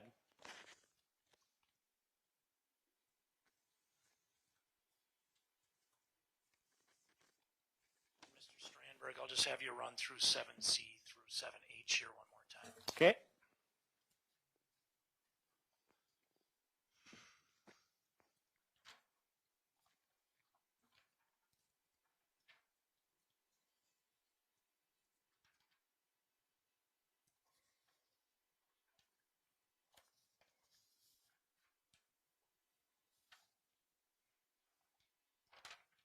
Thank you, sir. And in those photos, do you see the same thing, that the Indian head's missing on the other side? Yes. Okay. Do you want to keep these up there, or do you mind if I put them down here? Doesn't matter. Doesn't matter. If I need to reference again, I'll ask. Back up. All right, thanks. You have the screen there, I see. Yes. Before you got here, I had some trouble with this photo, so I appreciate you having it. So this is 8A, 8B, correct? I'd have to read, but Okay, sorry. yes. Okay. Do you recall seeing that screen? Yes. Where did you see it? It was in, I'll call it Mr. Nell's shop. Mr. Anel, and he's the maintenance man. Yes. Okay. You were in that shop, Yes. and he was with you. Yes. Okay. Okay. I know it was a long time ago. Okay. Did he tell you when he had brought that screen to the shop? He said that he had, sounds like he, in the mornings, he kind of takes a stroll around the complex. Okay. And he saw it hanging there, and a pretty common thing for tenants to lock themselves out of their apartments Okay. and like break in through a window or something. Yeah. So he took it from the window. Okay. He took it from the window itself. Yes. We had testimony earlier that it was found 100 yards from that building. Does that make any sense to you? Does not make any sense to me. Okay. Did he say it was still in the window when he found it? That, yes. That's my memory. And he took it out of the window. Yes. Do you notice anything wrong with this screen? Well, it's been cut It's been cut. and it's bent up. Okay. Yeah. Has it been cut once or twice, does it look like? I'm gonna describe it as like a backwards L-shaped cut. Okay, I'll take that. Thank you. How long were you at the scene, Mr. Strandberg? Well, it was June 4th, and I got the call 6 o'clock-ish is my memory, Okay. and we were there till after dark, Okay. so 5-6 hours. Okay. And I assume a case like this, there was a lot of follow-up. Yes, Okay. Did you conduct any interviews? I did. Do you remember talking to a woman named Rebecca Ehrman? I do. Do you remember her telling you about a Native American man with a bloody shirt running from the scene? She said that there was a Native American man running, I believe, on 4th Street, northbound, and that he had some sort of stain on his shirt. She said it could have been blood. Do you remember how tall she said he was? 6'2", does that sound right? I think 6'2", early 20s, 200 pounds. Okay. We did identify that person. Okay. Did you have any investigation into a man named Jerron Vivier? Yes. Did you talk to Mr. Vivier? About this? Yes. I was present when he was interviewed, I believe. Okay. What do you recall from that? He was represented, is my memory, at that time, Okay. and he denied any involvement.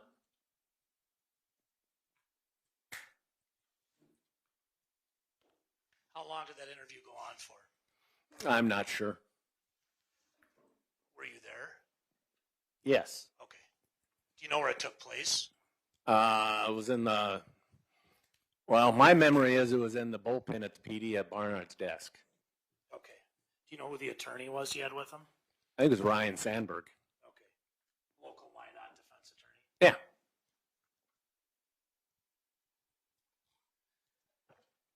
Do you remember how much homework you did into Mr. Vivier?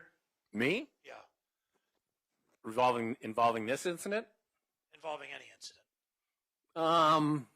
I had investigated a case 2 or 3 weeks earlier. It was a GSI case, What does GSI mean? I Your Honor, I'm suppose. going to object as to relevance. Mr. Sand, where are we going? I'm asking about his investigation into Mr. Vivier, and he's telling me about what led to Mr. Vivier's investigation and the questioning of him. No, that's not what you asked. You're asking about a different case.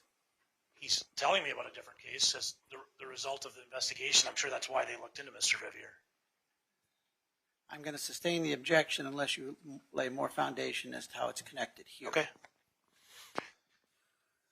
Do you know why you were looking into Mr. Vivier as a suspect in this case? I had investigated Mr. Vivier on a GSI case, Thank you, sir. What does GSI stand for? gross sexual imposition. Okay. Now, I don't know if everybody knows what gross sexual imposition is, but in North Dakota, that's a rape case. Would you say that? Objection, Your Honor. Counsel is testifying at this point. I'm on cross. Overruled. You can ask that. A juryman would call it a rape. Okay, thank you, sir. Do you remember anything particular about this GSI case? It started at a party in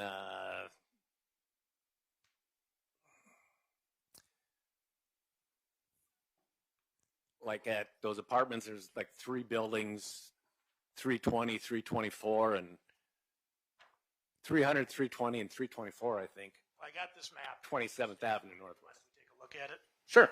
You want me to stand up? Come over there? Sure, we can share the mic. Okay.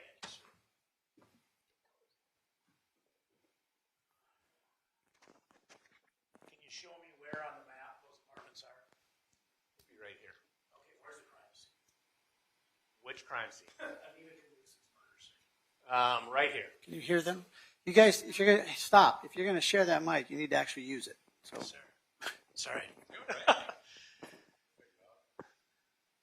Stan, this is where Anita Knutson's murder happened. That was testified to earlier, correct? Right around here?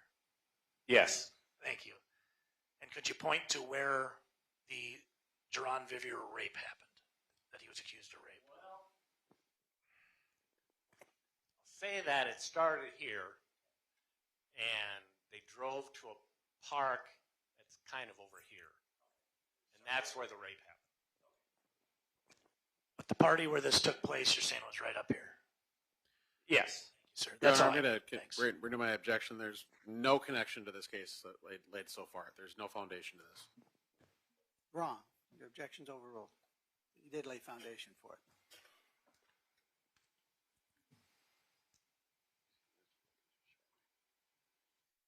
Show you a certified record of this GSI case. Just to confirm we're talking about the same person. Your Honor, I have no idea what a certified record of a GSI case means. It's the criminal judgment I'm happy to show you.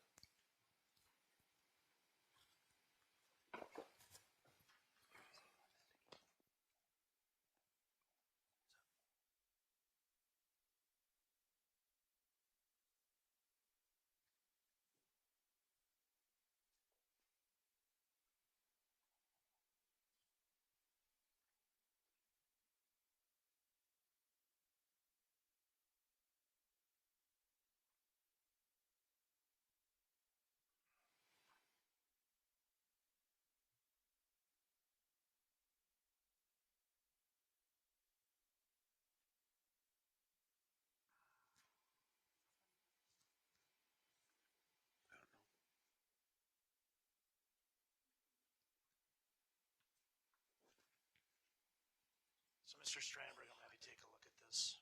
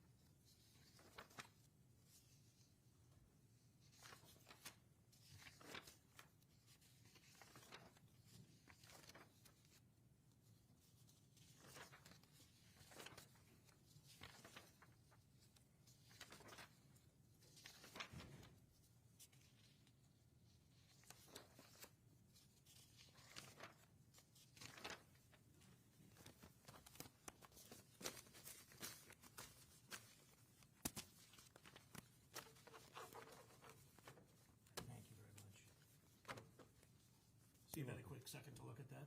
Yeah. What do you see there? It's a criminal judgment For who? for Drawn Vivier. Is this for the GSI case we were discussing? It would appear to be, yes.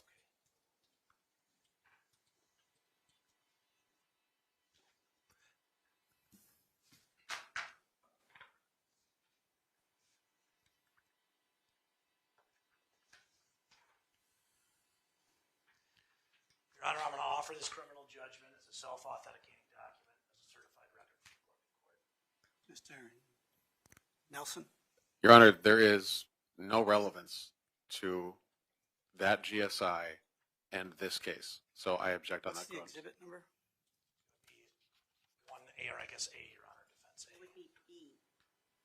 So this would be Defense Exhibit B. Sure. And Mr. Sand, you believe there's relevance to this? I do. I believe, as we're pointing on the board as to where this happened, as to the reason Mr. Vivier was being questioned by detectives when this happened, I believe it's very relevant. Your objection is sustained. It's not relevant. Okay. Make sure you don't take it with you. You want me to leave it up here, Your Honor? Yes. Your Honor, only the judgment was offered. There's quite a few more pages than just the judgment. I can pull just the judgment. Yep, just the judgment.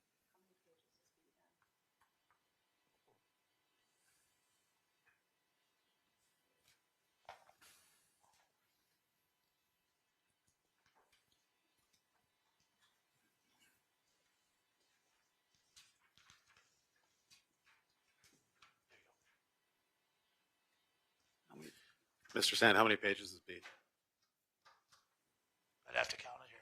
Your Honor, do you want me to tell you how many pages it is? I do.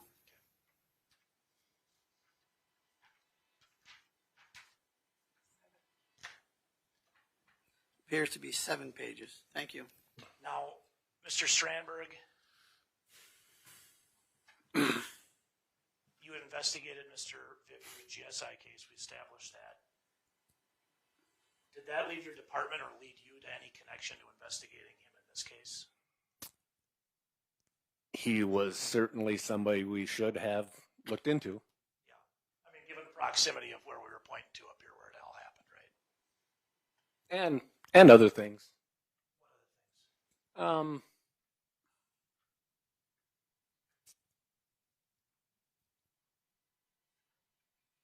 Well, I guess he wasn't involved in that, so no. I'll have to take that back. I'll let you think about it.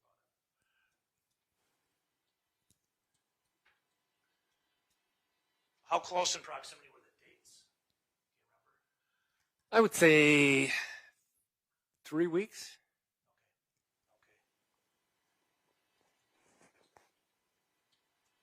Do you know of any other associates of Mr. Vivier that you came across during your investigation? During this investigation? One of them is Knutson, yeah. No. We're talking this investigation, not that investigation. The one of them is Knutson here, sir.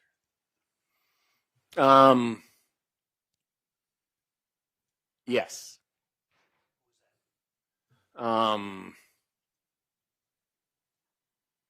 Devin Hall? Devin Hall is an associate of Mr. Vivier's? Yes. Okay. What did you learn about Devin Hall?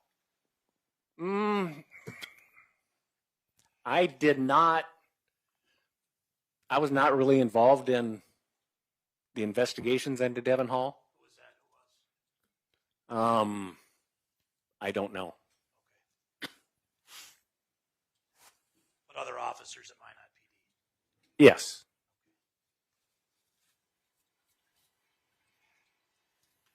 Did you talk to a woman named Felicia Campbell in 2007? Do you remember that? I know.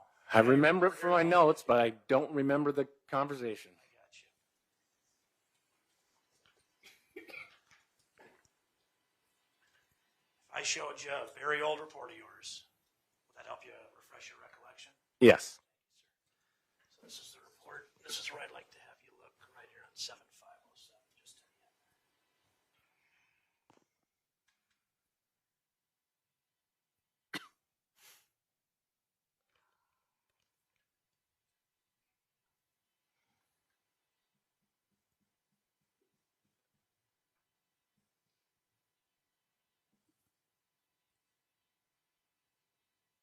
Okay. Do you recall that conversation now? Vaguely, maybe. Okay. Do you remember what Ms. Tart might have said to you? Objection, Your Honor. That would call for hearsay. Do you remember what you learned? Sustained. Do you remember what you learned from talking to Ms. Campbell? Objection, Your Honor. That would be relying on hearsay at this point.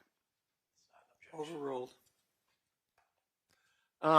She talked about being at the club with some friends, and one of them being at least John Vivier was there. Did she say what, not talking to Jerron Vivier? Objection, Your Honor. This is hearsay. Sustained. Okay.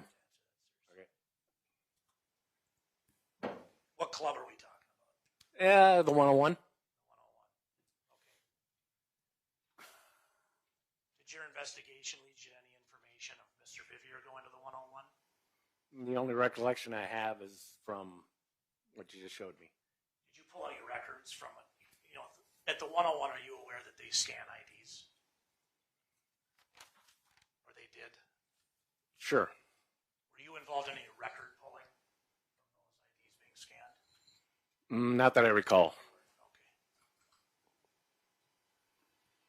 What in your investigation led to you realizing that Mr. Vivier went to the 101? I guess my conversation with Campbell. With this woman?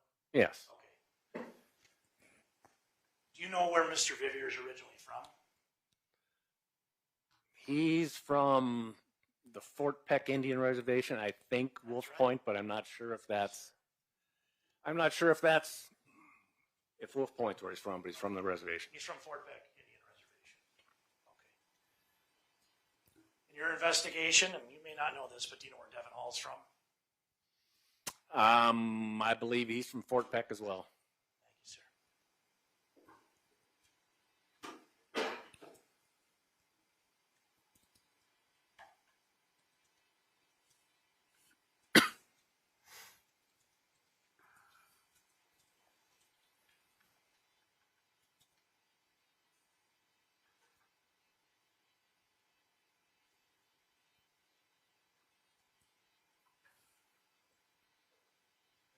Is this still going? Colette, is he still on?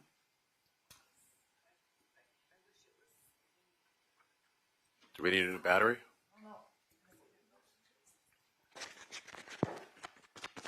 It's on.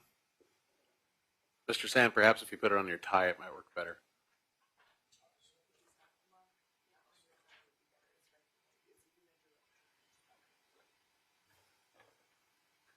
Mr. Strand?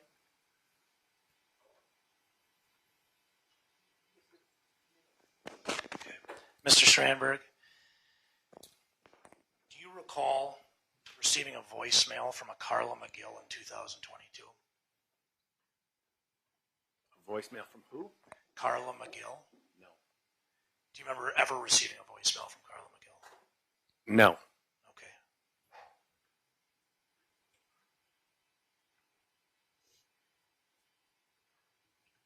In 2022? No, I apologize. That's when the transcript started on this. It would have been in 2007, but I'm going to withdraw this line of questioning for later, sir.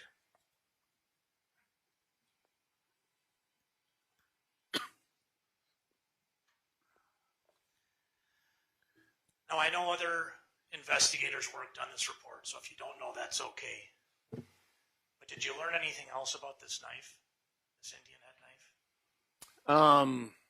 Yeah. Okay. That knife in particular? This knife.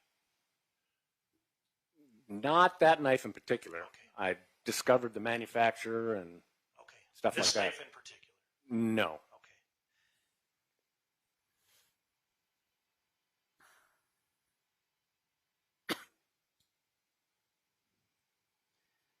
Now, just to make sure I understand, you sat in on an interview with Mr. Vivier while Ryan Sandberg, defense counsel, was there. Did you ever have another occasion to talk to him during this investigation? Geron? Yeah. Not that I'm aware of. Okay. Probably in the Or other, not that I remember. probably in the other investigations, though, that we discussed earlier. Yes. Okay.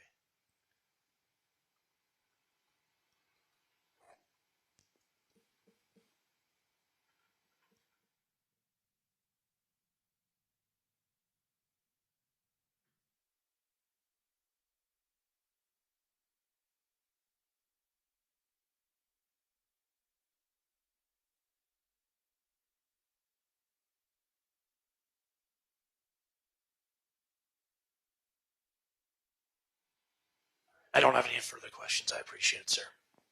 All right. So Nelson, do you have any redirect? Yes, Your Honor. Mr. Sandberg, the running man that was described here, we're not talking about the movie, we're talking about the person running near the scene there. Was that person you said was identified? It was. And how was that person identified?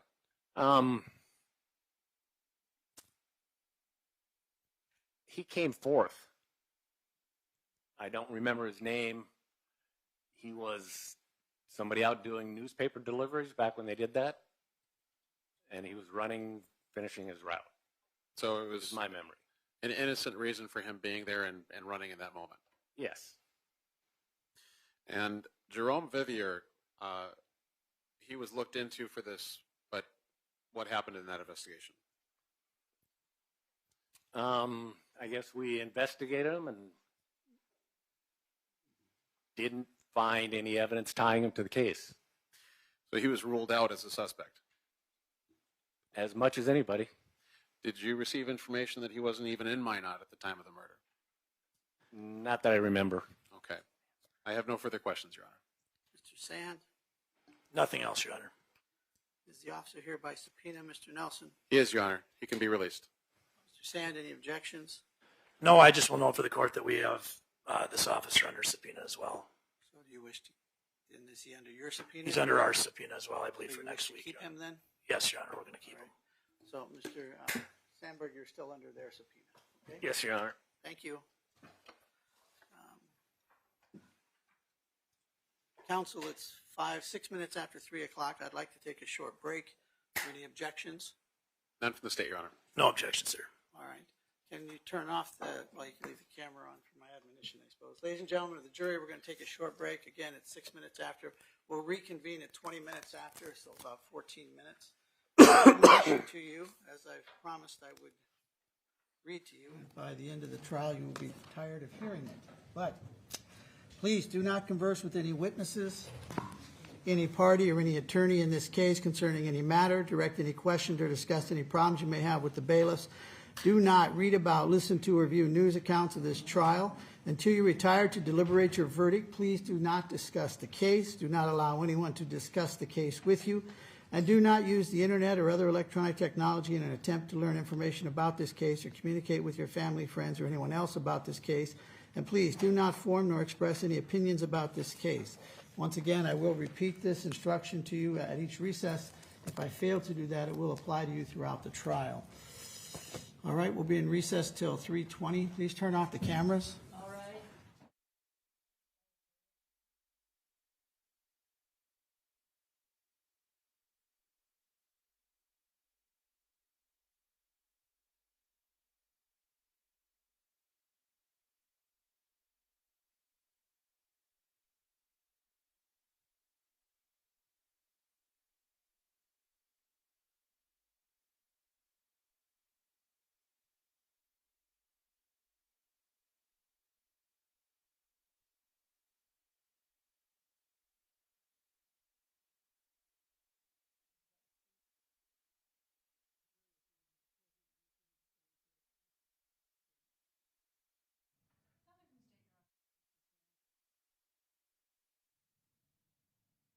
Anything before we break, Mr. Sand?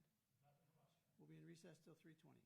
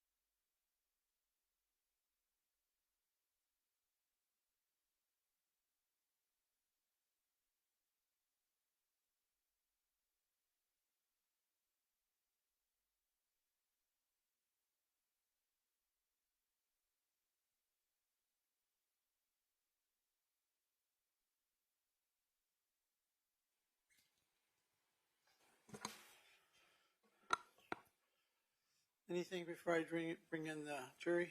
Yes, Your Honor. Okay, wait then. We'll go on the record. Time is 22 minutes after 3 o'clock. We're back on the record. The parties are present along with counsel. The jury is not present. Mr. Nelson, you have some issue?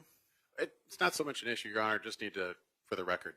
I guess we were under the impression that there was a recording at the bench when we had our sidebar, but Colette informed us that there is no recording. So we just need to do a brief summary for the record of the sidebar that took place in the last witness's testimony, Your Honor. It was about the report into Chief Klug, Your Honor, and its relevance. No. That was my recollection, at least. I remember your recollection, Mr. Nelson, but I'm not in agreement that what we did was to be put on the record. I addressed it afterwards by addressing the request, the objection, and whether or not the witness could testify.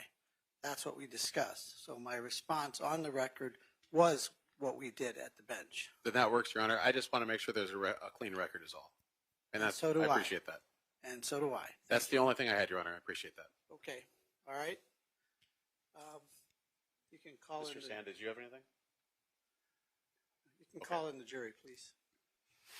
And thank you for the cameras.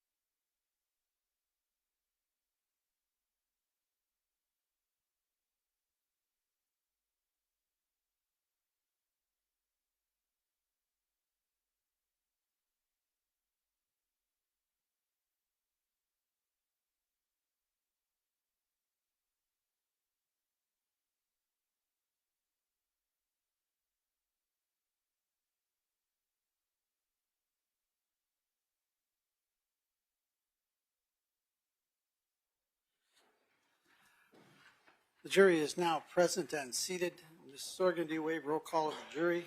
State witness roll call, Your Honor. Mr. Sand, do you waive roll call of the jury? We do, Your Honor. All right. Ms. Sorgan, you may call your next witness. Your Honor, I'll be handling the direct on this witness. It's All right. David Goodman. All right. Call David Goodman.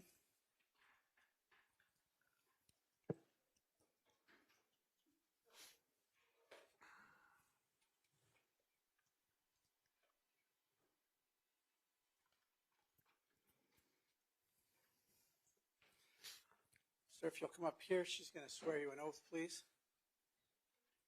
Do you solemnly swear to tell the truth, the whole truth, and nothing but the truth, so help you God? Yes, I do. And you have your seat over there, please.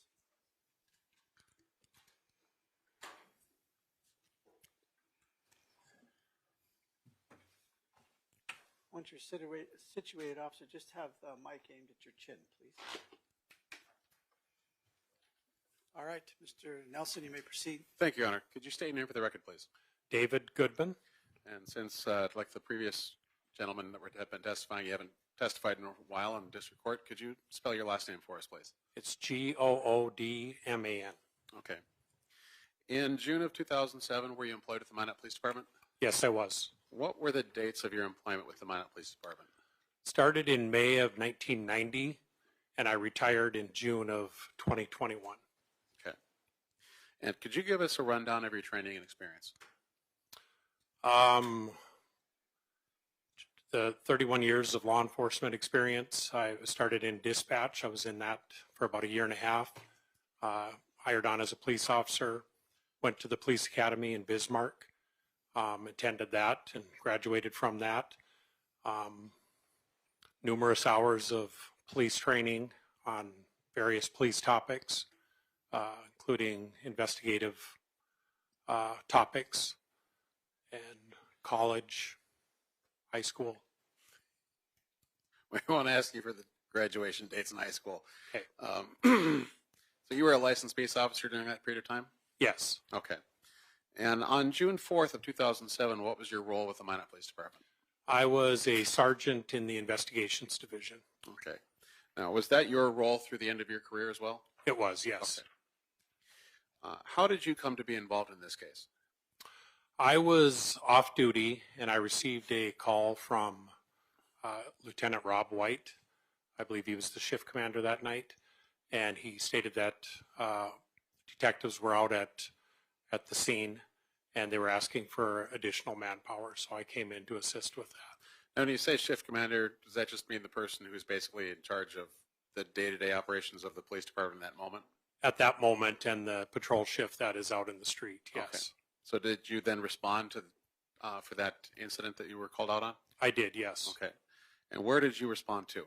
I responded initially to the police department. At that time, our vehicles were left at the police department. So I went there in my own vehicle. I got the gear and stuff that I needed to go up to the residence.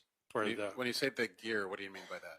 Well, just like my radio, my call-out bag, just my bag that would have stuff that I may need while I'm up at the scene.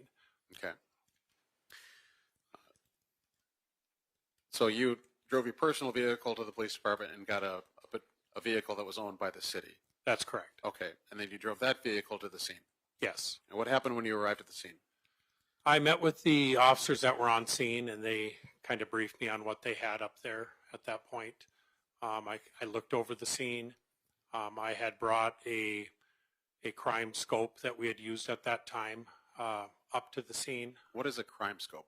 It's just it's a light that's used to try and detect certain fibers or fluids that might not be seen by the naked eye.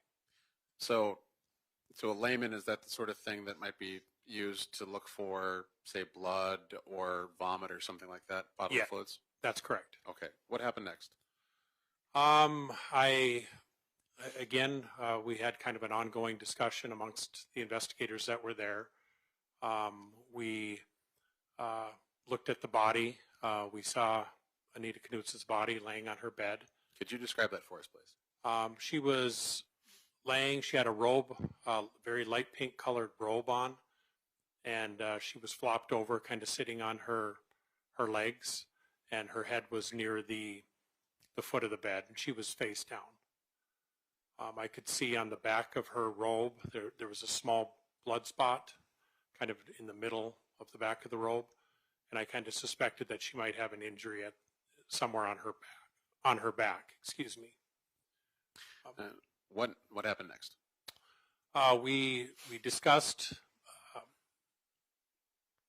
again what we were going to do to proceed, and we decided that we wanted to look at her body closer just to see what we could determine was possibly the cause of her death, and go from there. So we had another detective that was on her way up to the scene, and she was bringing us some paper that we would use to lay down on the carpet just to keep it to try not to contaminate the scene. Is that the butcher paper that we're talking about, like 4 feet wide, rolls that are 200 feet or whatever? Yeah, I always thought it reminded me of what every grade school has with the rolls of paper that they rip for art projects and stuff. So that's exactly what it was. Okay, please continue. We looked at the floor area next to her bed, and just to determine that there wasn't any evidence that we wanted to collect from there. And once Sergeant Murphy was on scene with that paper, she ripped off a chunk and laid it down on the floor so we could put Anita from the bed down onto that paper. So that's what we did. And at that point, we were able to get a closer look on what injuries she had. I noticed a stab to what would be her right chest area, and a stab in or what appeared to be a stab wound to the middle of her sternum. So it seemed obvious that that was more than likely her cause of death. And how were you able to determine that they were stab wounds? You could just kind of see the cut in the skin, and I've seen stab wounds many times throughout my career, and it seemed to match up with that. It was consistent with those other stab wounds that you saw? Yes. Okay. Please continue. So we also saw her back and noticed that there was no injury on her back. So we were trying to figure that out. And the best I could tell is it looked like the stab wound to her right chest area had run down and kind of back around onto her back as she was maneuvering to try and get up or whatever she was doing at that point when she ended up face down. Okay. Face down, excuse me. And that's how you saw her, was face down when you came in? Yes. Okay. What happened next? We took pictures of the scene, and we had assigned one of the investigators that was there as the evidence custodian. He kind of set up an area out in the kitchen, living room area where any evidence that was collected was brought to him, and we just kind of proceeded with that at that point. So a separate spot for collection? Well, a separate spot just to bring all the evidence to. Just Okay. an area that would be kind of away from the scene of the homicide, but yet still in the apartment, so we could just kind of take everything to that one officer so he could record it. And So just for purposes of inventory? correct. And catalog, make sure that everything was recorded, that sort of thing? Yes. Okay. Please continue. We began to take pictures, and I don't remember exactly who took pictures, but began to take pictures of the apartment. I noticed that her room, I just kind of took a mental note that her room seemed to be not in disarray. There were things set up on her dresser and stuff that weren't tipped over, so it didn't appear that there was any sort of a scuffle. I was trying to see if, in my mind, if I could come up with a motive, what took place or what had happened. I noticed her purse was sitting there, had cash visible in it, so it didn't appear to be a robbery or a burglary or anything like that. Now, you've seen other crime scenes in your history as a detective with the Minot Police Department. Yes. And you said that this one, things weren't disturbed.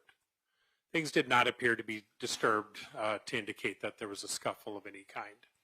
In those other crime scenes that you've seen, disturbed things, do those usually indicate that a scuffle, a fight of some kind had occurred? Yes, I've seen that over my career where things are tipped over or messed up.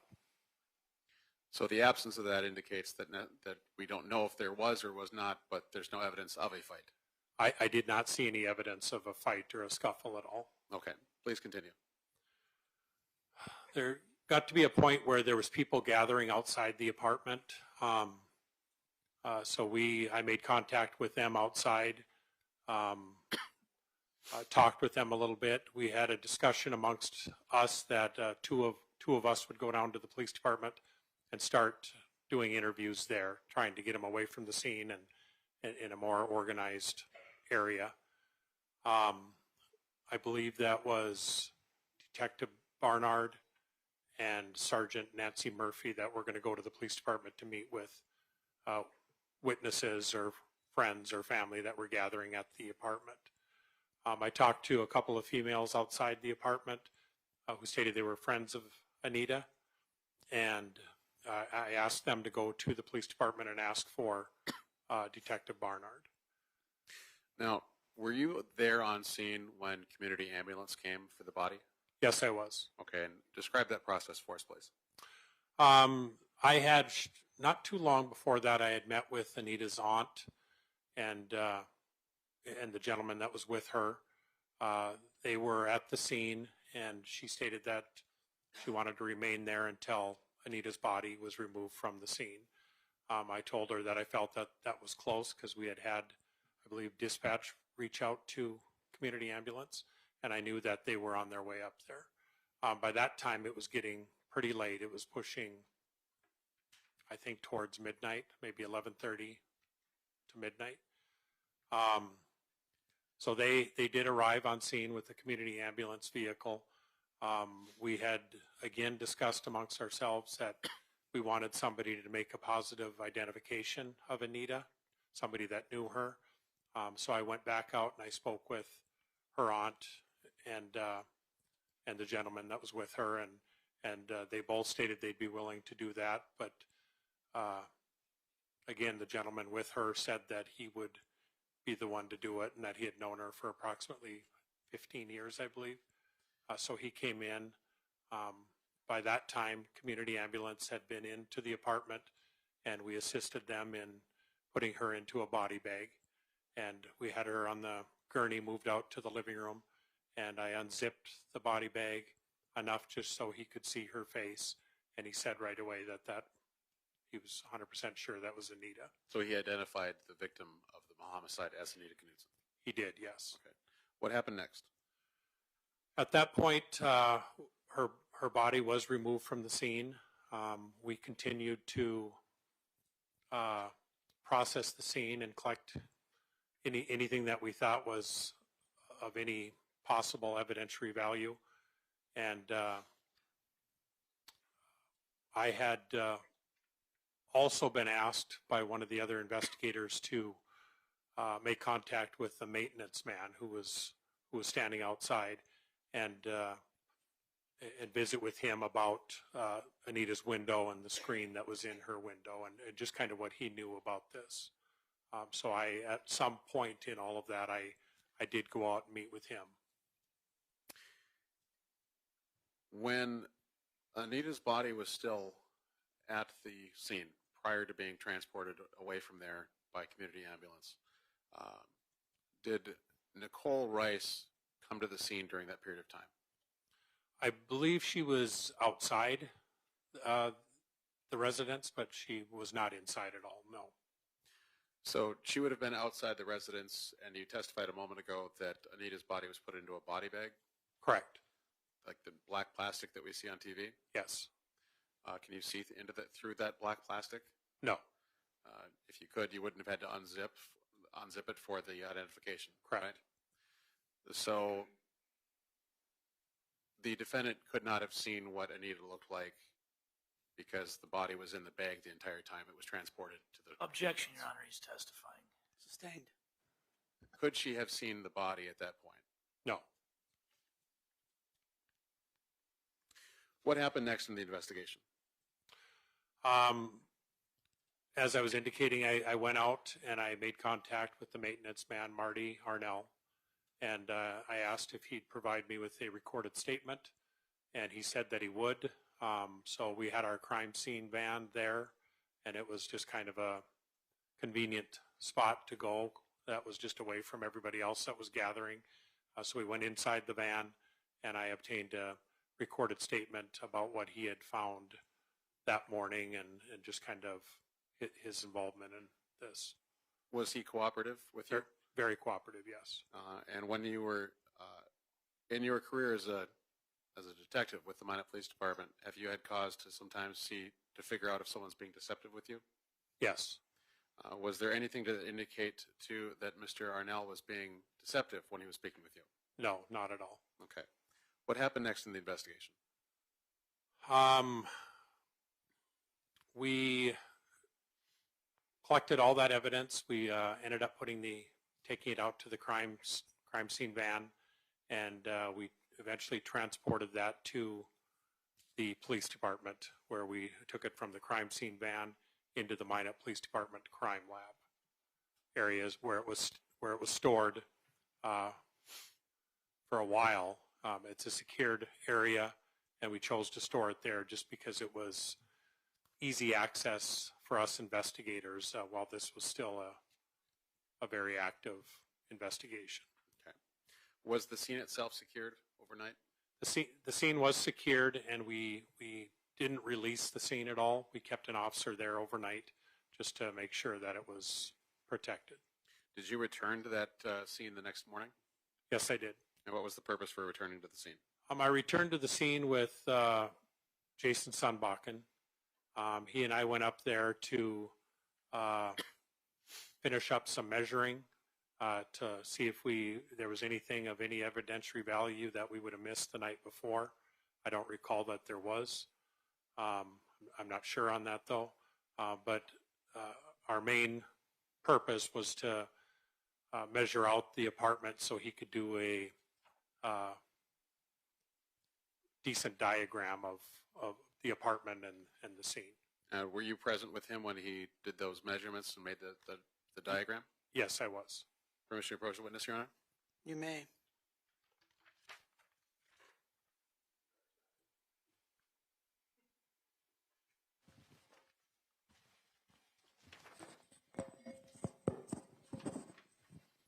Now, Detective Goodman have handed you a document. Do you recognize that document?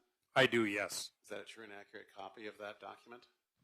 Yes. Is that the diagram that was created? Yes, appears to be. That's a one-page document, is that correct? Yes. State moves to enter Exhibit 10 into evidence, Your Honor. Objection, Your Honor. He didn't show it to me on his walk-up. I asked him to take a look at it. I don't know what he's showing to him. I'd just like to take a look at it. You may. Good to go. Thank you. Just gotta show it to me, bud. Don't call me Bud. Keep your comments based on the case, gentlemen. Thank you.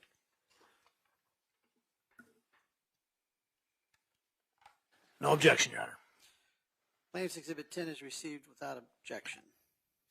So that is the diagram of the apartment? Yes. And does that show where Anita's body was found? Yes, it does. What happened next? At that point, we were finishing up there. We had discussed with other investigators whether we needed to hold the scene any longer. We didn't feel we needed to. We wanted Anita's roommate, Nichole Thomas, it was at the time. Is that the defendant here today? I believe so. Okay. Yes. Please continue.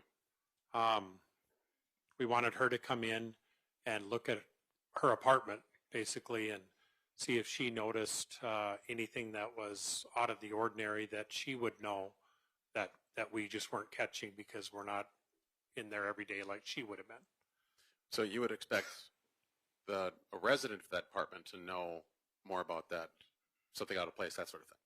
Yes. Okay. So you brought the defendant there for that purpose? We didn't bring her there. I think she met us there. Okay. If I remember right. And then, yeah, so she came in and looked it over and didn't notice anything that was helpful to us as far as collecting evidence. Was she asked if there was anything out of place or anything missing? She wasn't asked that, but she walked to the area of her bedroom door and then with a shocked announcement stated that her iPod was missing. And was that unusual to you? I thought it was kind of strange. I thought it was a quick comment that she would make just standing outside her bedroom door, and how she would know an iPod was missing just that quickly. So I thought it was strange. It was almost immediate, her saying that? Yes. Okay. What happened next? At that point, then, we released the scene and then just went about the investigation. We had meetings, at least daily initially, to try and, as a group, come up with what needed to be done next, kind of a to-do list, if you will. Okay. And what was decided to be done next? Well, there was, I know at one point we got information that it appeared, and I think this information may have come from Anita's sister, but it appeared that she had a pair of light blue pajamas with ducks on them missing. So I know I was part of that. We had found out that garbages in the area had been emptied on a certain date, and that certain garbage was still on a truck. So I had communication with people with the City of Minot Sanitation, and we arranged a garbage search to see if we could come up with finding these missing pajamas. I worked with other officers that kind of joined me on that, since it's not really the best task in the world to go out and dig through garbage. So we kind of did that as a team to try and make it. So I suppose rank has its privileges in a moment like that? It probably did. I didn't realize it at the time, but it probably did. Did you investigate the knife used in this murder? I remember when the knife was found. I think I was finishing up the interview with Marty Arnell outside, and I remember just one of the investigators saying something that I could overhear. And as far as me investigating it, I did look into it in different people that I had met with. And I'm not sure at what point of the investigation that was, but I did have some involvement in that, yes. On the 6th of June of 2007, did you go to Wally's World of Knives? Yes, I did. And what was the purpose of that visit? Purpose of that visit was just to show somebody that has knowledge on knives a picture of the knife to see if they could give us some direction and where to go with that. And what did you learn about the knife there? I learned that it was a cheap knife, that they're a dime a dozen at flea markets, and I think he had mentioned possibly at a powwow maybe, because it had a Indian headdress symbol on one side. So it's a very common knife. He didn't really say common, but he just said that they're cheap, but I mean that they would have been probably sold in bulk. Okay.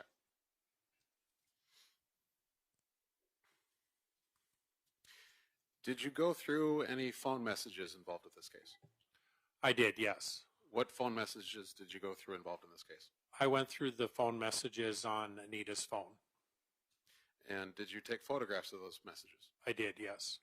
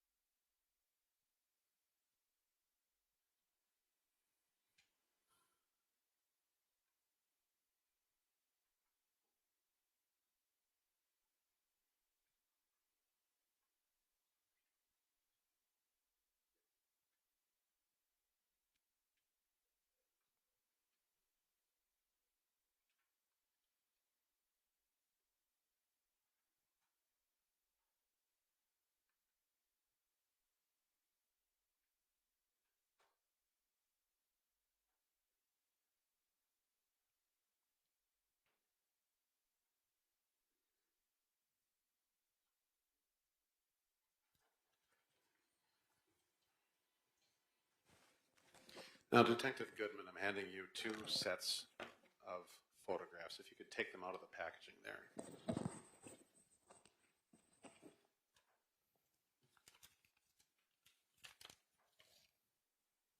Do you recognize that set? Yes. And what are those photographs of? Just photographs of messages. One is from her outbox, and one is just one of the messages from her phone. And are these true and accurate photographs or copies of the photograph that you took of the victim's phone? Yes. State moves to enter this into evidence. It's 11A and B, is that correct? Yes. You could hand me the plastic back keep the paper. And if you could take it's kind of a trapper keeper type thing there, the orange plastic. Take those out and look at them, please. Oh, excuse me. The state moves to enter Exhibit A, 11A, and 11B into evidence. Mr. Sam. No objection, Your Honor. State's Exhibits 11A and 11B are received without objection. And if you could look at these, please.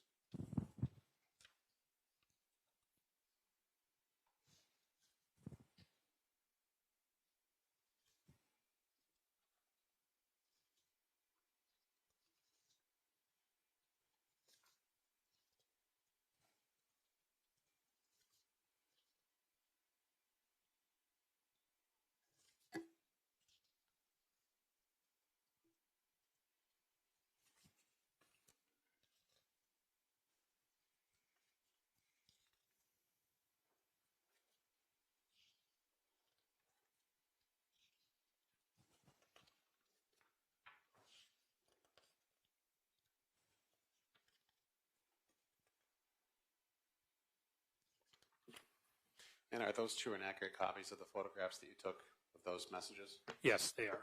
And that's 12A through O, is that correct? Yes. State moves to enter Exhibits 12A through O into evidence. No objection, Your Honor. If I can get the plastic back. State's Exhibits 12A through 12O are received without objection.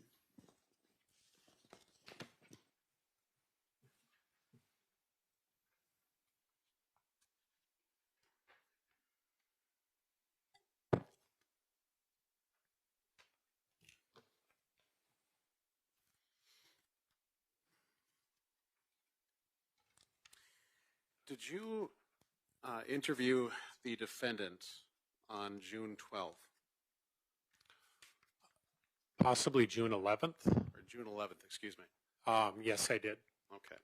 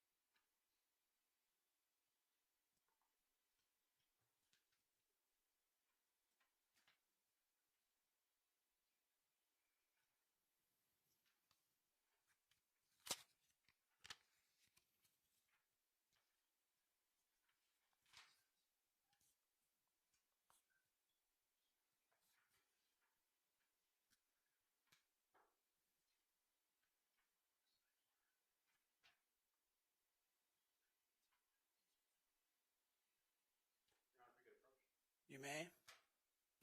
Make sure your microphones are off.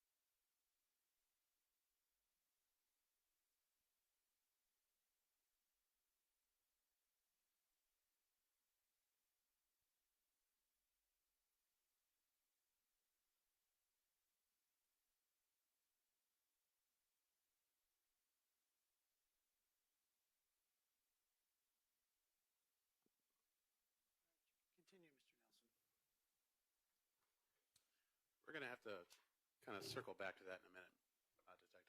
Okay.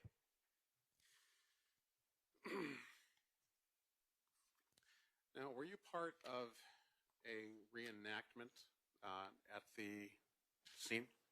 Yes, I was. What was that reenactment? I wanted to go up to the apartment and reenact the idea on whether or not somebody could have entered that window or exited the window of her bedroom as a point of entry and exit. Now, how was that reenactment done?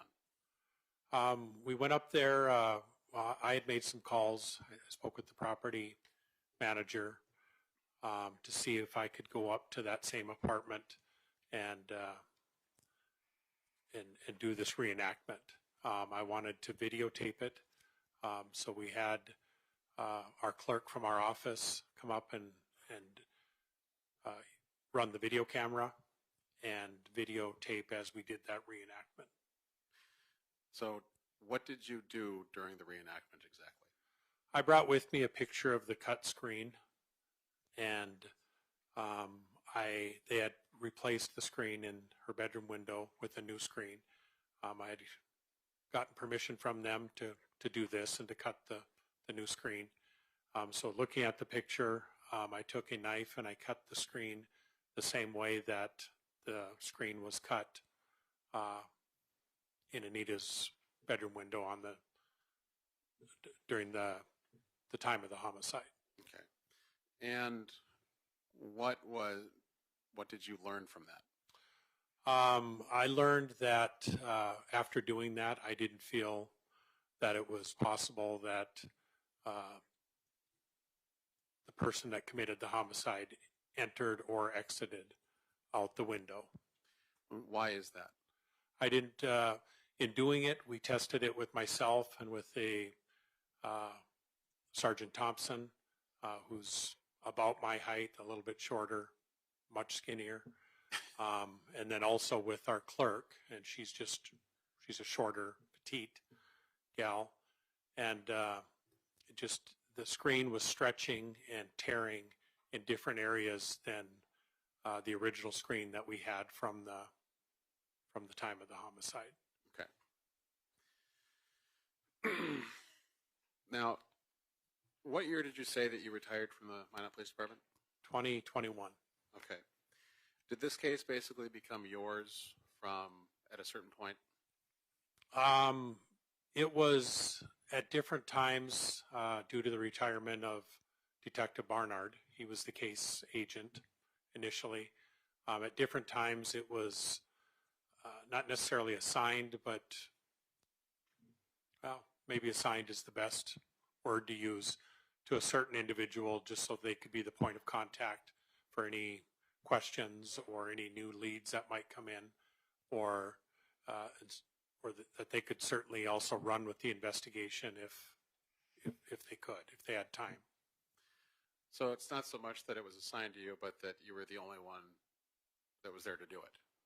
I was, during my time, I remember it being assigned to one of the other investigators before me. Then I think he got promoted out of the office, and then it was assigned to me for a while.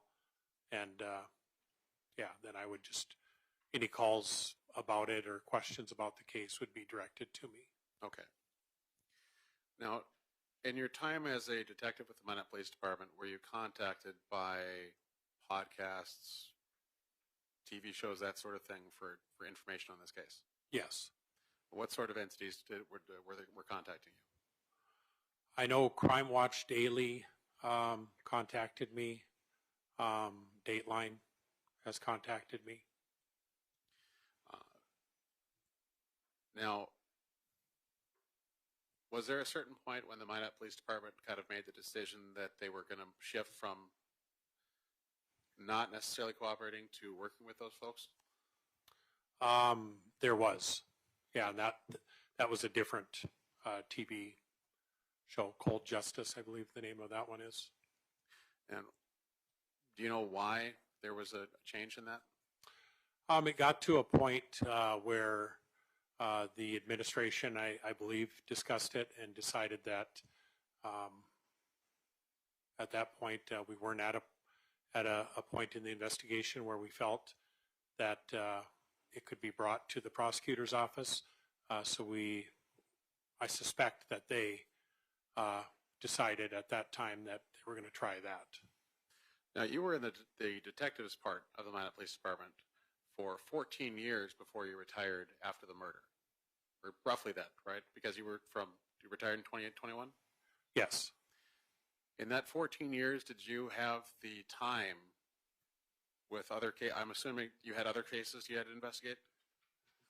During that time, yes. I had other cases to investigate, and cases came in at a steady pace daily.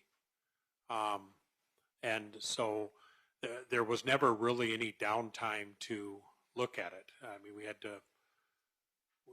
to make a point of getting this case assigned out to somebody to where they were specifically only going to work on this case. Otherwise, it was just constant other cases coming in that needed to be dealt with as well.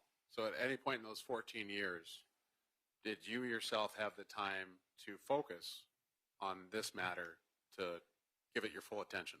No.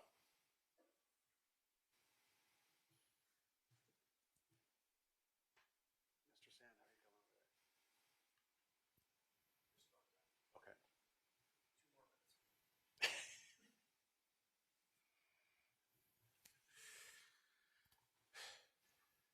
Now, in the 14 years that you investigated this case or were part of the investigation, were there other suspects that came up that needed to be looked at? Other people came up quite a bit, yes. Okay. And how did you go about eliminating those people as suspects? There were different things, different ways. I mean, we'd reach out, we'd try and do everything we could to meet with that person. There was various ways that they were eliminated or kind of checked off our list to where we didn't feel they were any longer a person of interest. I don't know that anyone ever reached the level of being a suspect, but we were able to, just to give a couple examples, one guy talked to us, denied it, then a couple days later came forward and said, I was in jail at that time from, I think, the 1st to the 10th of June. And so it'd be pretty hard for somebody who was incarcerated at the time to do a murder like this. Right, and I verified that he was. Another example, a guy that gave information on a guy that lived on the East Coast, I believe, said he was a truck driver. We were able to have law enforcement make contact with him and look at his truck logs and verify that he wasn't anywhere near North Dakota. So yeah, there was nobody that we were looking at that we thought needed to be bumped up to the level of being a suspect in this case. Okay. During that entire investigation, did you ever determine that the defendant was not a suspect? No. And why is that? I was suspicious of her from the very beginning, just because of her demeanor when she went into the apartment. Some of the her information she was giving she was contradicting herself, and I just wasn't buying what she was telling us. Some of it, one of my first interviews with her, we discussed ahead of time, don't tell me any lies, don't be untruthful about anything, because if it's illegal, I don't care about that. I'm looking at the big picture here. And in that interview, she did lie. What was the lie? She lied about what she did on that Saturday night, where she was at, and what she did. In your experience, your long experience as a detective, is that significant? I believe it is, yes. Why is that significant? because it just, in my mind, shows that she's hiding something.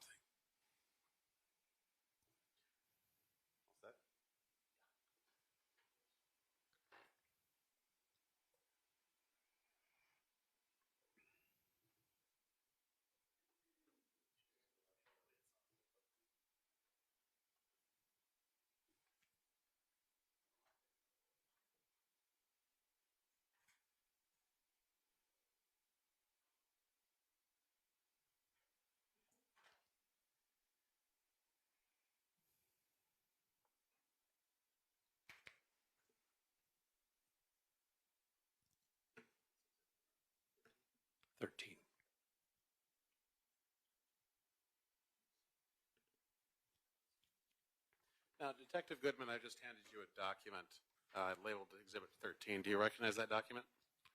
Yes, I do. What is that document? This is the transcribed statement that Nichole Thomas at the time gave to me on June 11th.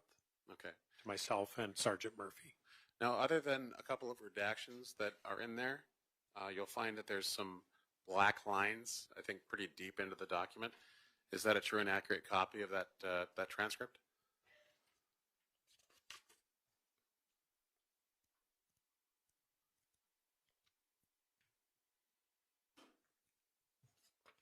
Yes, appears to be. The state moves to enter Exhibit 13 into evidence, Your Honor. Mr. Sand? No objection, Your Honor. Plaintiff's Exhibit 13 is received without objection.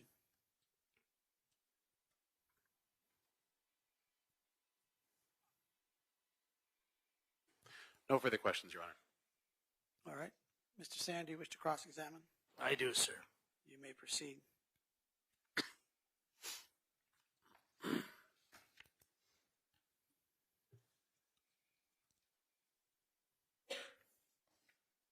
Detective Goodman, do you know the first time you got on the scene, what time that was and what date that was? It was June 4th, and I believe it was around, without looking at my report, guessing around 8 p.m. maybe, 7:30, 8 p.m. And that was Monday, June 4th? Yes. Okay. Did you photograph anything at the scene? I believe we assigned Lieutenant Strandberg to do that, to do the photographs. I don't believe I did. Okay. At the scene.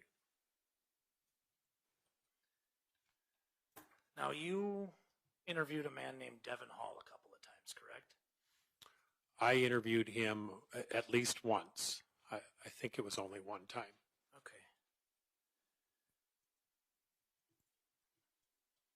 Do you remember on June 22nd interviewing him? Was it in Wolf Point, Montana? No. Well, let me take another look here. I don't believe this one was, no. Where?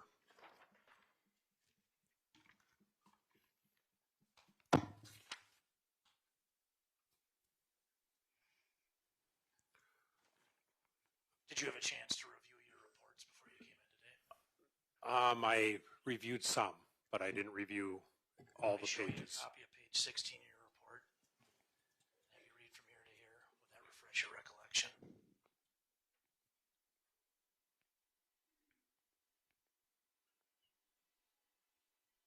Yes. Yeah, it looks like Detective Barnard and I did interview Devin Hall. Devin Hall on June 22nd. Okay, you see the contents of what's in there? You want me to read it? I would like you. Okay.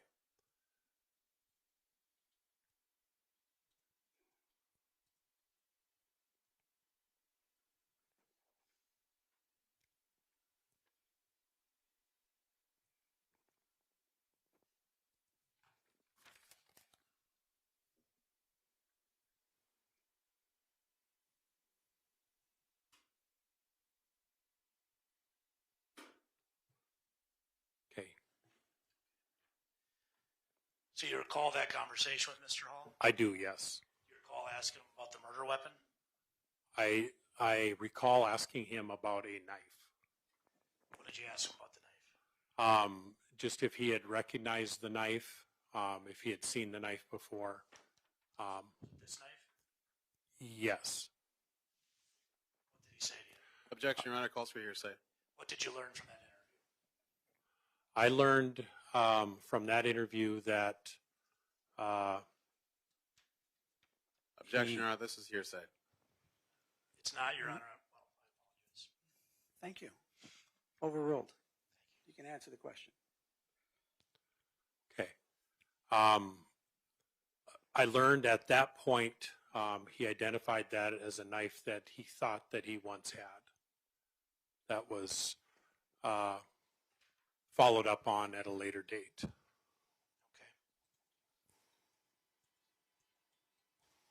Did he tell you there was an Indian head missing on one side? Objection, Your Honor. Calls for hearsay. Did you learn? Sustained. Did you learn that he knew there was an Indian head missing on the other side? I learned from him that the medallion, I guess, if you will, was missing from the other side. Again, followed up on a later date. Pardon? On the knife that he had. On a knife that he thought he had. Is there a medallion missing from this knife? There is. Where did it come from? Where did this knife come from? Do That knife, that's a picture of the knife that we located at the scene of the homicide. you know where it was at the homicide? It was on the foot of the bed, The foot of the bed. near the window. Next to Anita's body. Correct. On the same bed.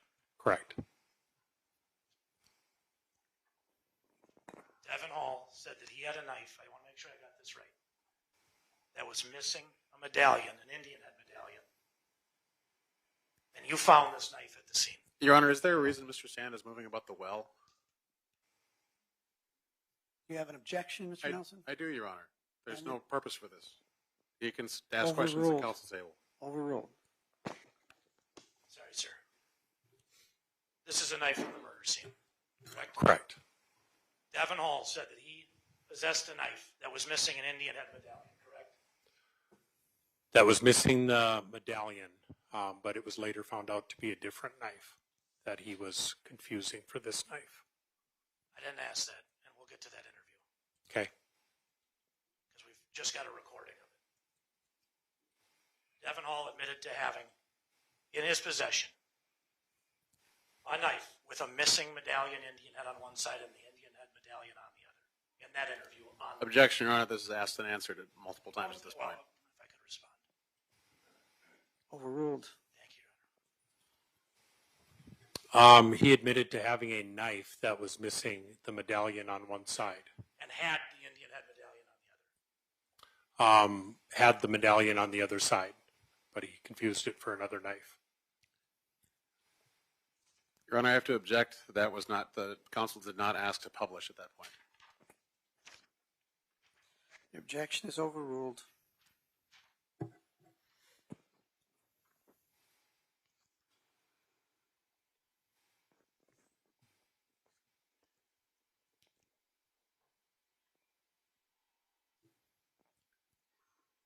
You went out to Wolf Point, isn't that right?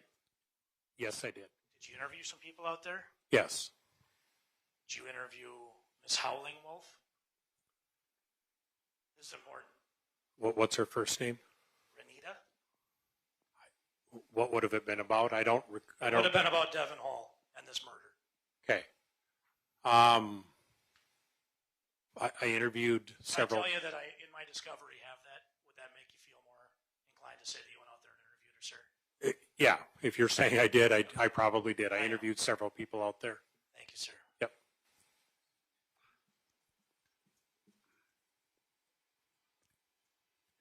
Do you remember interviewing a Natasha Clancy? I do, yes. Do you remember interviewing a Donna Follett? The name sounds familiar, so I believe I do, yes. And I apologize if I'm getting a little intense. This is important. Doesn't bother me. Thank you, sir. Do you recall what happened in those interviews? I recall some of what happened. Do you recall what you learned? I do. To a certain point. I mean, I don't remember everything. One thing I'd like to ask you, it looks like the last piece of evidence you got was a transcript, correct? That was entered into evidence From Nichole? from Nichole? Correct. Correct, okay. I have some transcripts here as well. Okay. So on June 12th, 2007, did you interview Renita Hollingwolf and Melda Lambert? On June 12th? 2007. Can I look at it?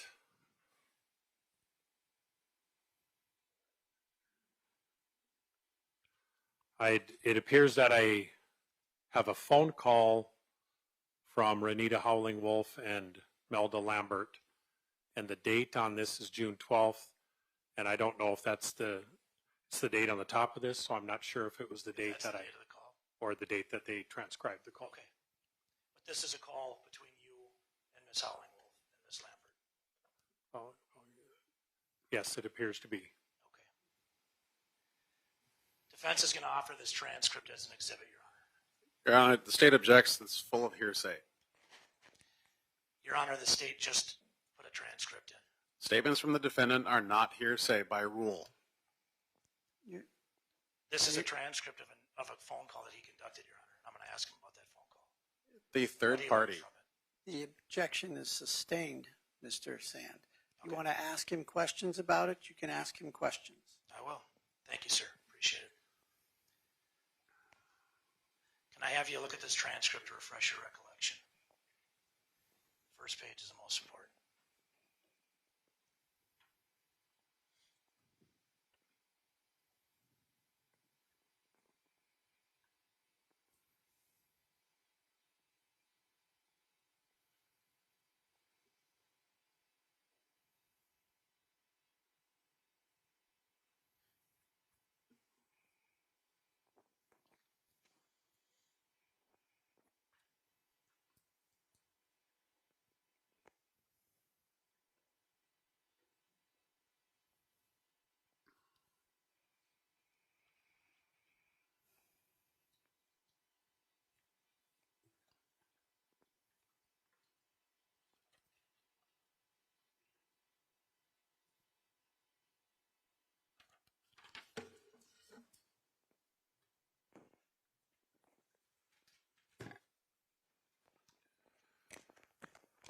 Okay.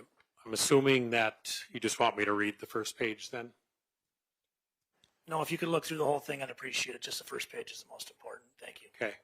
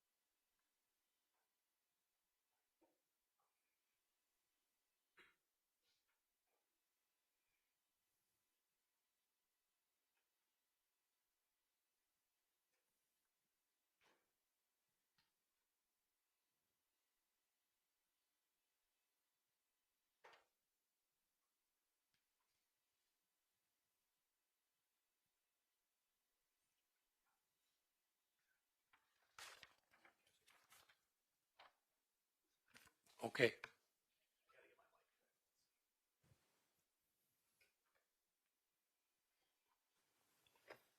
You've had a chance to review that? Yes.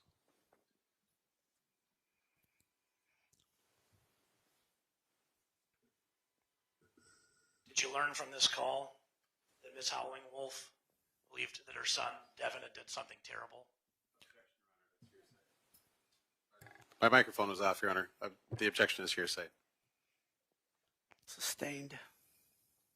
What did you learn from reviewing this?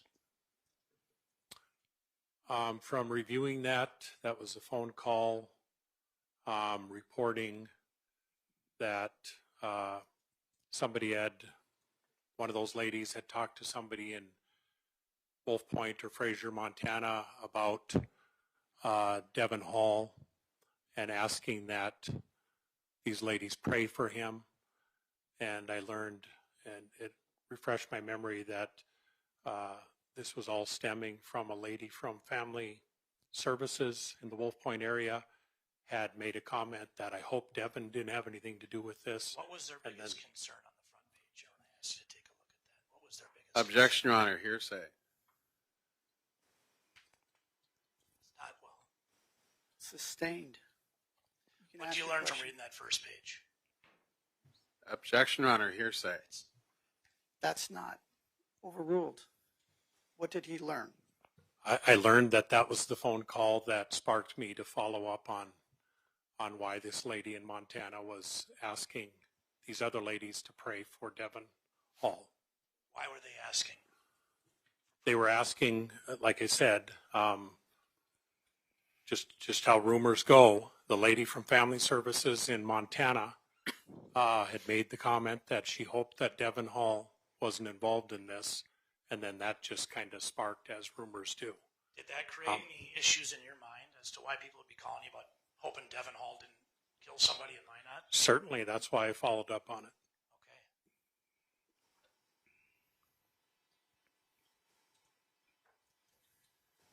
So from your testimony, what I'm understanding is these women called you and were concerned that Devon Hall may have killed someone in Minot.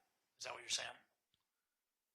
Yeah, they were saying, or she was saying, asking them to pray for her grandson because that, like I said, that rumor flew once the lady from Family Services brought that up and said, I hope he had nothing to do with that incident Do you in know how Minot. far Wolf Point is from Minot? Oh, about a 4-hour drive, I think, 3-4 hour drive.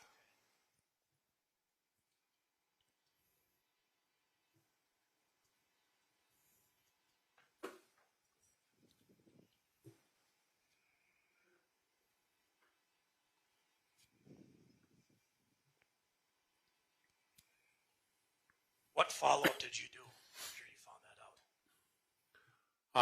out? I interviewed somebody and eventually spoke with, I believe I spoke with the lady from Family Services and discovered that that's where that rumor came from. From Family Services? Yeah. I don't recall her name. Do you recall working with the FBI on this case at all? Yes.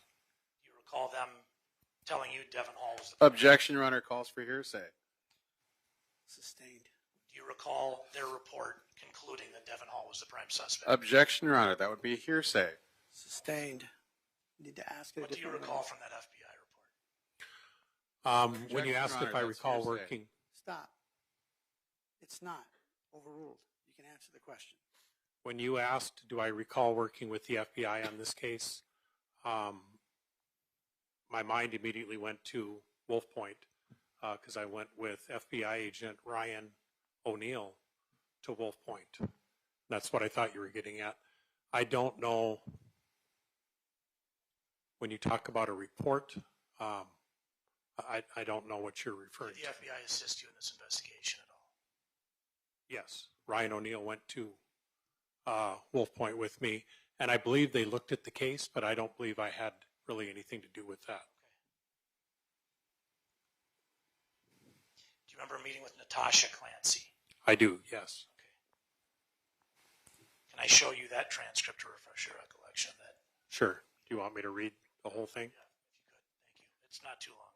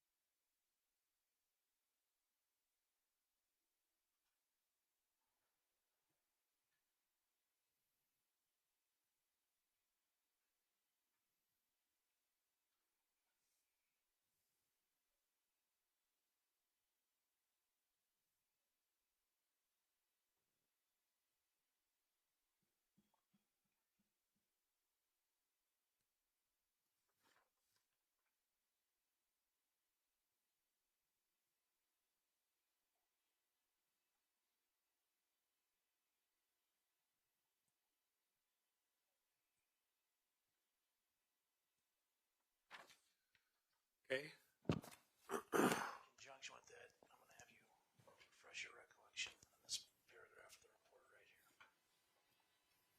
Make sure that's the right one. Starting at we. Okay. Any case file. Thank you, sir.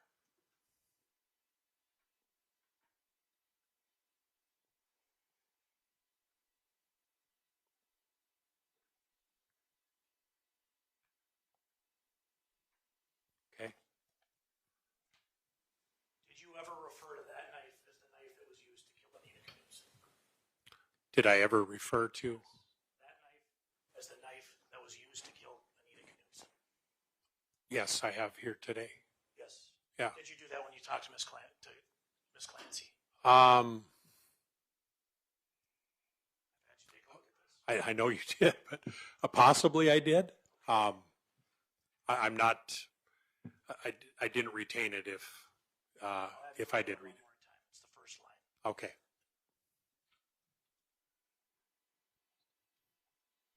Okay. Yes, I did. Okay. You refer to this, the knife, as the knife that was used to kill Anita Knutson, is that right? Yes. Thank you, sir. What was Miss Clancy's reaction?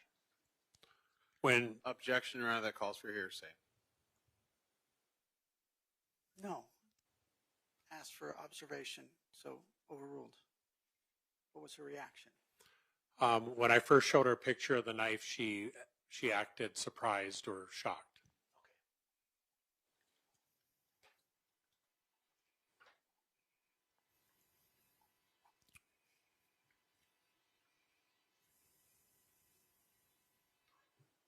Do you know Miss Clancy's relationship to Devin Hall?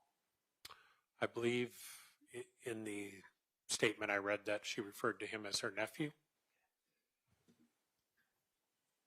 Do you remember talking to Miss Follett? Who is she? Somebody out in Wolf Point. I The, can have you review that. the name is familiar. I know it's been a long time, and I appreciate you working with me. Okay. I remember that name, yes. Can I have you review that transcript as well? You want me to Can read I- the whole thing? Can I have the attorneys approach Sure. the bench, please?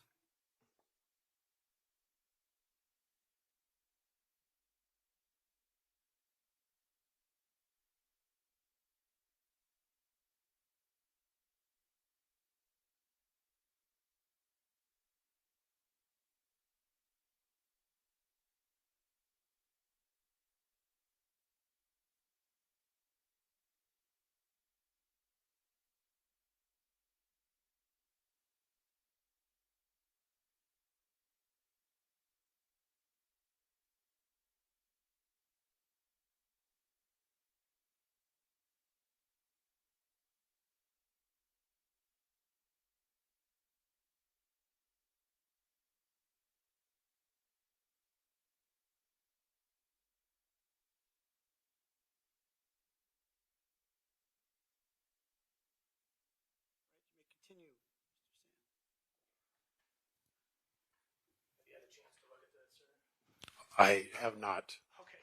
I Go ahead and take a look at it. Okay, go ahead and read it. No, Oh. he's not going to read it. You want to ask him questions, you can ask him questions. Okay. I'll take it back, sir. Okay.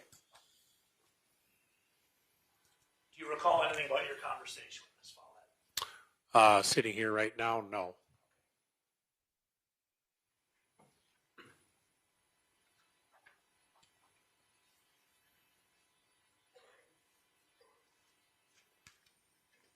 It's fair to say you spoke with a number of people out in Wolf Point.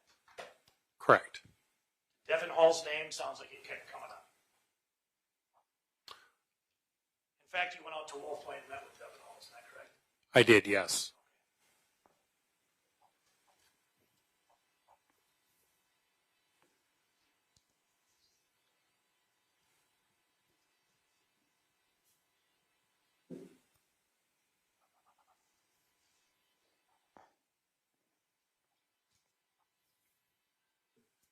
Did you do any investigation on Club 101? Yes. Did you go through the records of Club 101 of who had entered? Yes. Okay. What'd you learn from that? Not a whole lot. Learned that Anita Knutson had been at that club, I think around mid-May. Okay. I tried to identify active military people, so I sent it to OSI on the Minot Air Force Base for them to review to try and see who was active military on that list. I checked our local files to try and identify local people just to see if I would identify somebody that stuck out for some reason, somebody that was traveling through. You identified Jerron Vivier. Do you recall that? Off that list? I do not. You don't? I don't. Can I have you take a look at this and Sure. refresh your recollection? Sure. It's at the bottom of the page.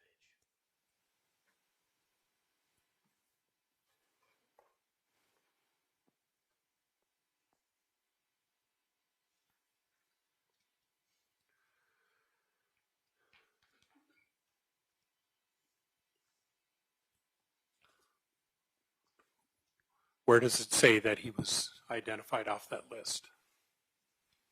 I'm just having you refresh your recollection, sure. Yeah, it doesn't. I don't see that it says that.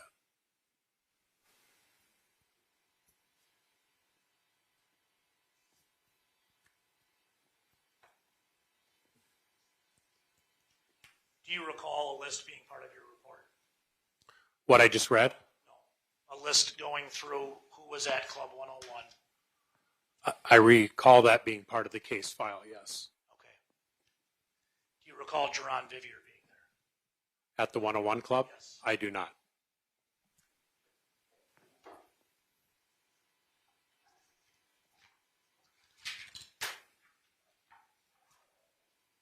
I'm going to switch gears for just a second. I'll be coming back to that. Well, never mind.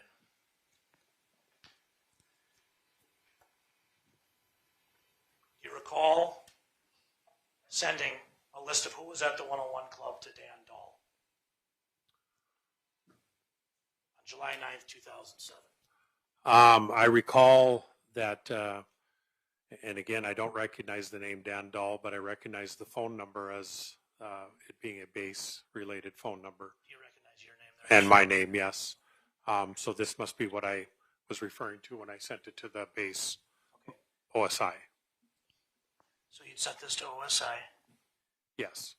And have you refer to the list you sent over. It's alphabetical by first names.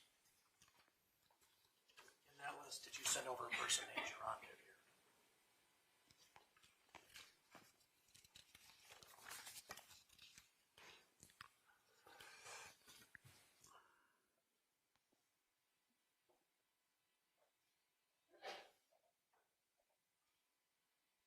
Yes. Okay. And I know it's been a long time, officer, but it's important that we get this right. Can I have that back? Yes. Thank you, sir.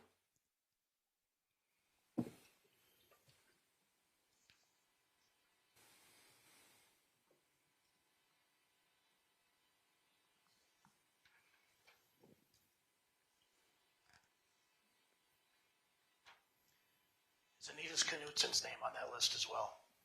That same evening. Your Honor, at this point, I have to object because we're getting quite a bit of testimony from something that is not entered. I forget how that works because I'm not used to it with Ford What's County. your objection? The objection is we're getting quite a bit of testimony from an exhibit that's not entered into evidence. Overruled. He's just using it to refresh his memory about who's on the list. Yes, I see Anita's name on the list as well.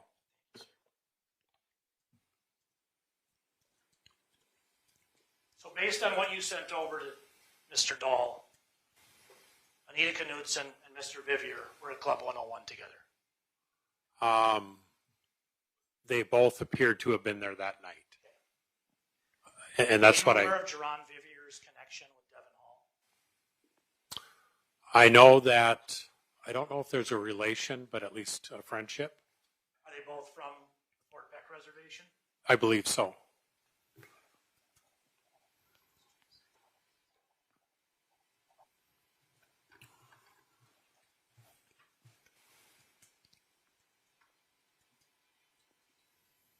After your interview at Wolf Point, did you do any other follow-up with Devon Hall?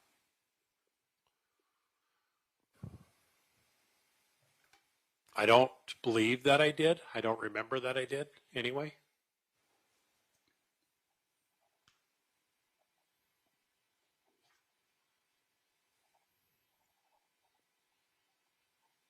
Did you know anything about Geron Vivier outside of what I've asked you? During the time of the investigation, I do remember his name, yes. Yes, Remember Devin's name coming up, obviously. You met with him a couple times. yes.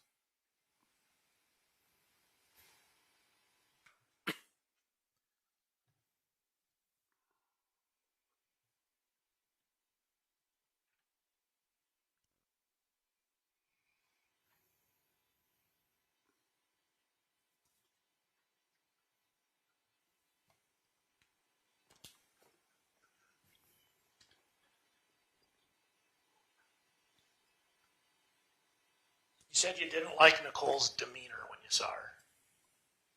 You testified to that earlier. Yes. So you had like a hunch you didn't like her demeanor? During the June 11th interview or at the scene? At the scene when we were talking about it. When she went in? When you were talking to the state's attorney. Yeah, when she went in, I have a note that says you didn't like her demeanor. okay. Yeah, I don't remember saying that, but yeah, I would agree with Maybe that. I'm paraphrasing. I apologize. Okay, I would agree with it though.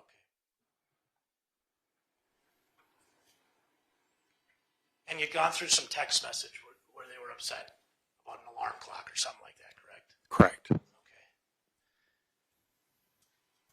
And we just went over all this testimony about this knife, correct? Correct. Devin Hall. Now we're talking about text messages between roommates and an alarm clock. Do you...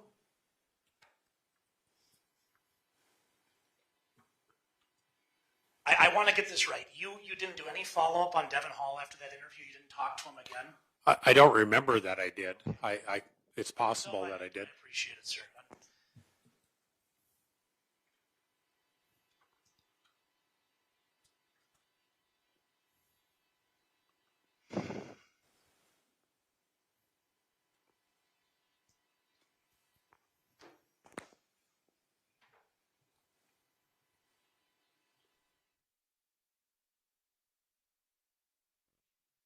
Further questions? Okay, thank you.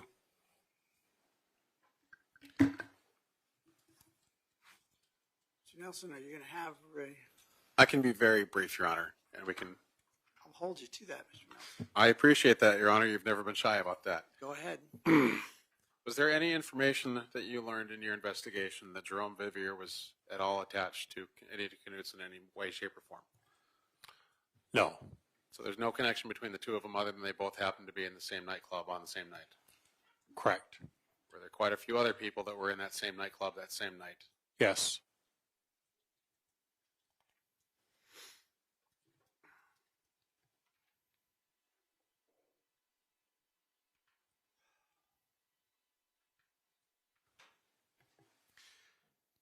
Now, why did you follow up with the investigation regarding Devin Hall? Just because his name came up. I mean, on the information that I've already stated, the lady's asking for somebody to pray for him because he may have been involved in that. His name came up and we needed to either elevate him to the suspect list or dismiss him. Did you ever get any information that put you to the point where you would elevate him to the suspect list? I did not. So it was a lead that you ran down, but a fruitless lead. Correct. No further questions, Your Honor. All right, Mr. Sand, last chance. Recross. Yes, Your Honor. A fruitless lead, you said? Yes. After that interview and seeing this knife, that was a fruitless lead? It was, yep. Yep, the result of my That's all I investigation. got. Yep. Thanks, Mr. Goodman. All right. Officer Goodman is hereby subpoena. He can be released from the state subpoena, Your Honor. My understanding is that it's Sand. subpoenaed by the defense. We have him under subpoena of our own as well, Your Honor. All right, so Mr. Goodman, you're not allowed to go then. You still have a subpoena. So Do you want me to stay in Grand Forks or can I return Can I home? chat with you after court? Is that all right? We get Sure. it worked out. Thank you. Yep. you're excused. Thank you very much. Thank you.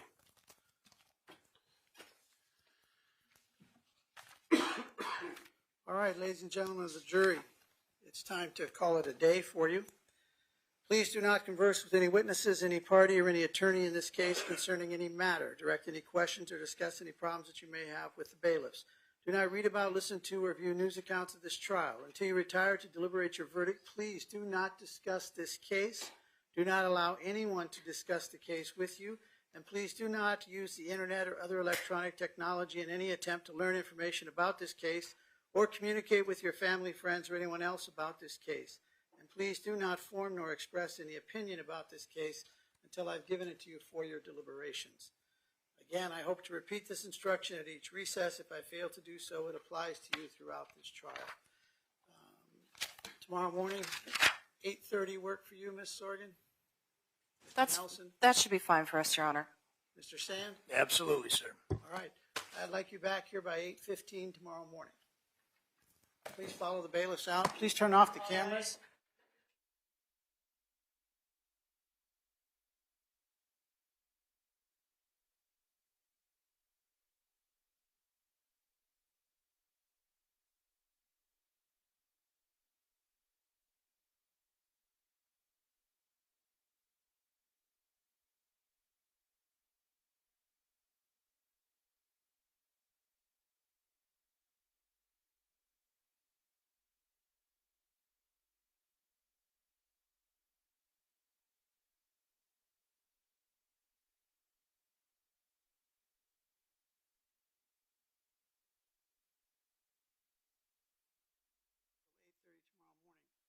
Counsel, I want to remind you, I very much appreciate that you have a job to do, and we're doing our best.